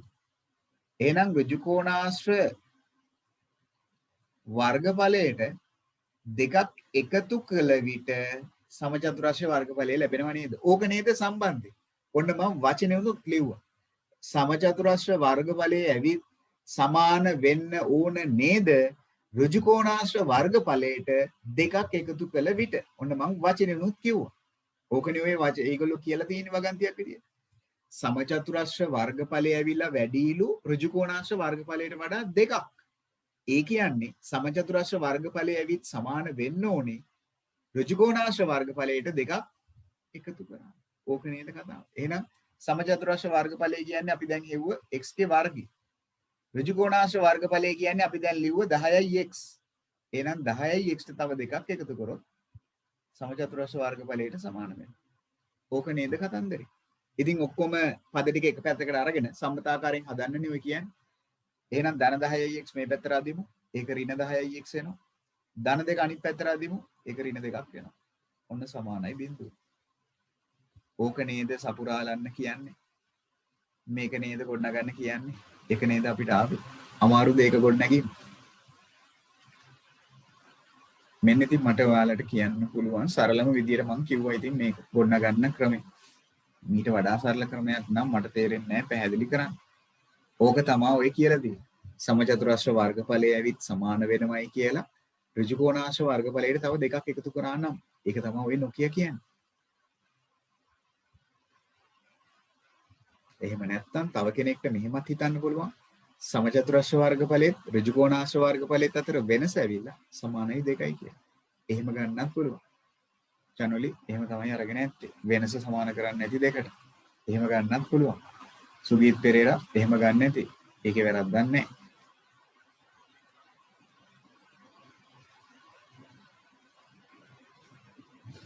ඔන්න රෝමාංක 2. ඔන්න රෝමාංක 2. දැන් ඉතින් රෝමාංක 3 අපිට කියනවා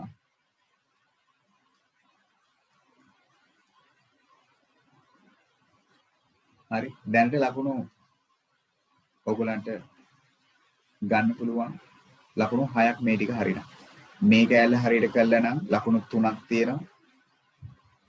මෙතන 10යි x කියන එක ලියලා තියෙනවා නම් එක ලකුණක් තියෙනවා. සමීකරණය ගොඩනගලා තියෙනවා නම් මෙතන ලකුණු 2ක් තියෙනවා. හරිද?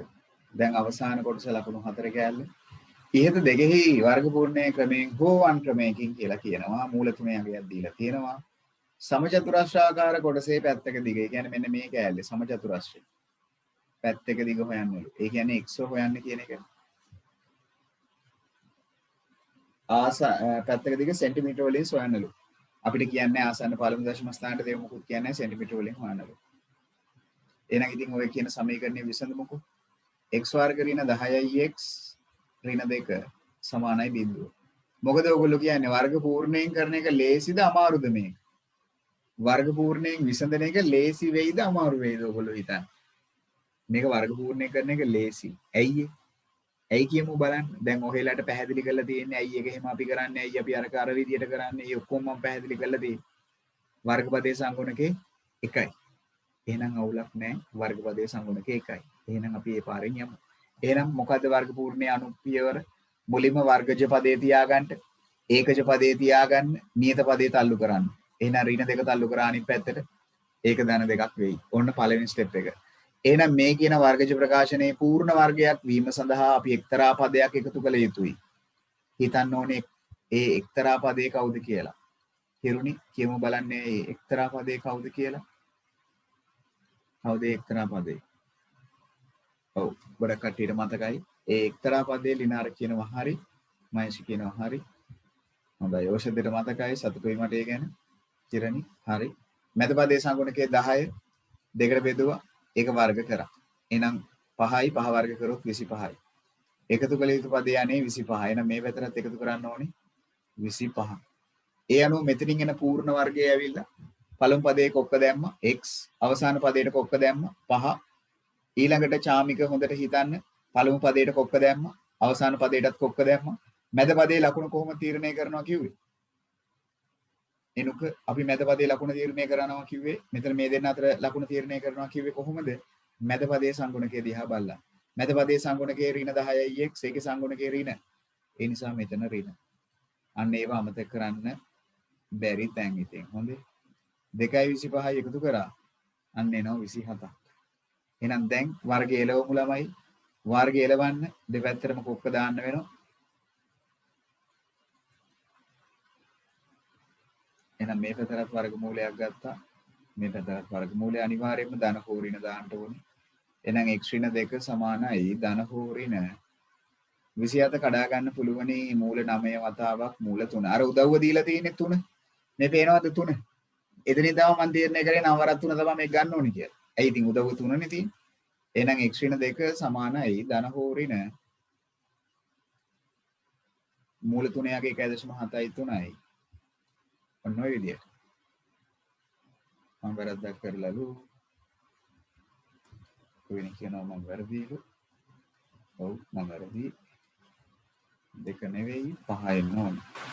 ඔව්. x ඍණ 5. හරි. දැන් හරිනේ. x ඍණ 5 වෙන්න ඕනේ. හරි. එහෙනම් දැන් එතනින් පස්සේ එහෙමනම්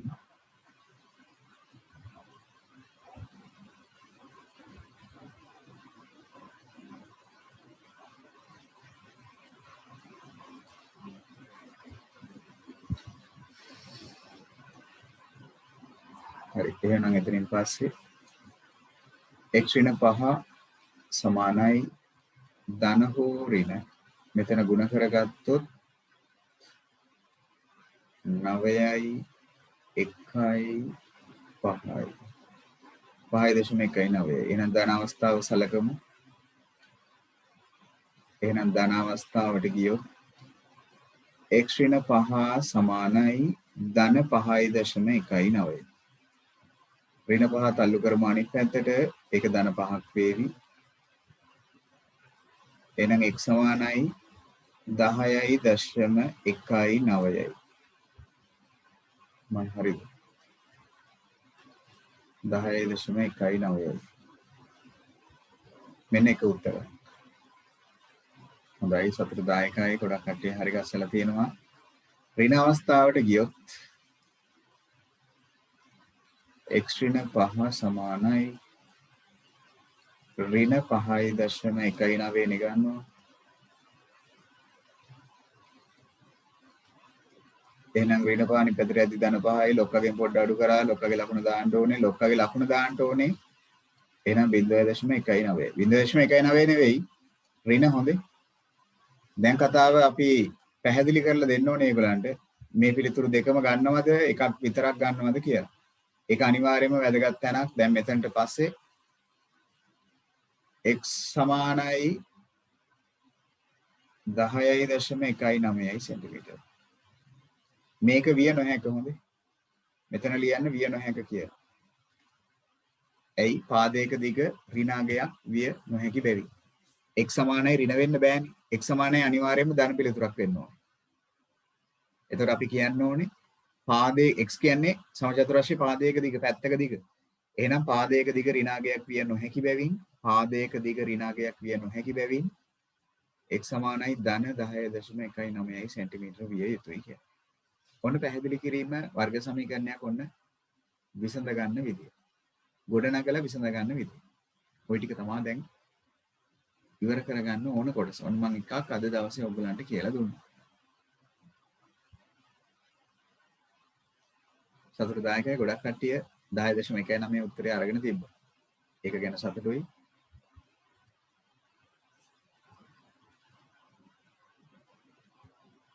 එතන සුළු කිරීමේ දෝෂයක් වෙලා ඇති තිසෙන්නේ මට ඒක එවන්න මම කියන්න වැරද්ද මොකද කියලා. ලකුණ වෙනස් වෙලා ඇති ඍණ b ගේ එතන සංගුණක දෙක වෙනස් වෙලා ඇති එතන ඍණ ධන විදියට ගන්න නැති ඒ නිසා එකතු වුණාම තව 10ක් එකතු වෙනවා ඇති. එතන බලන්න ඍණ b ගාව එතන තමයි වැරද්ද වෙලා ඇත්තේ. එතනින් තමයි ගාන වැරදිලා ඇත්තේ. ඕගොල්ලෝ සූත්‍ර භාවිතයෙන් විසඳුවත් මේ උත්තරේම තමයි එන්න ඕනේ වෙනස් වෙන්න බෑ. සූත්‍ර භාවිතයෙන් කරත් මේ ආකාරයෙන් කරත් උත්තර දෙකක් එන්න බෑ. එකම පිළිතුර විතරයි එන්න පුළුවන්. හරිද? හරි. එහෙනම් මම අදට මෙතනින් වැඩේ නතර කරන්නම්. මම හිතන්නේ මේක දැන් සම්පූර්ණ කරගන්න ඇති කියලා කට්ටිය.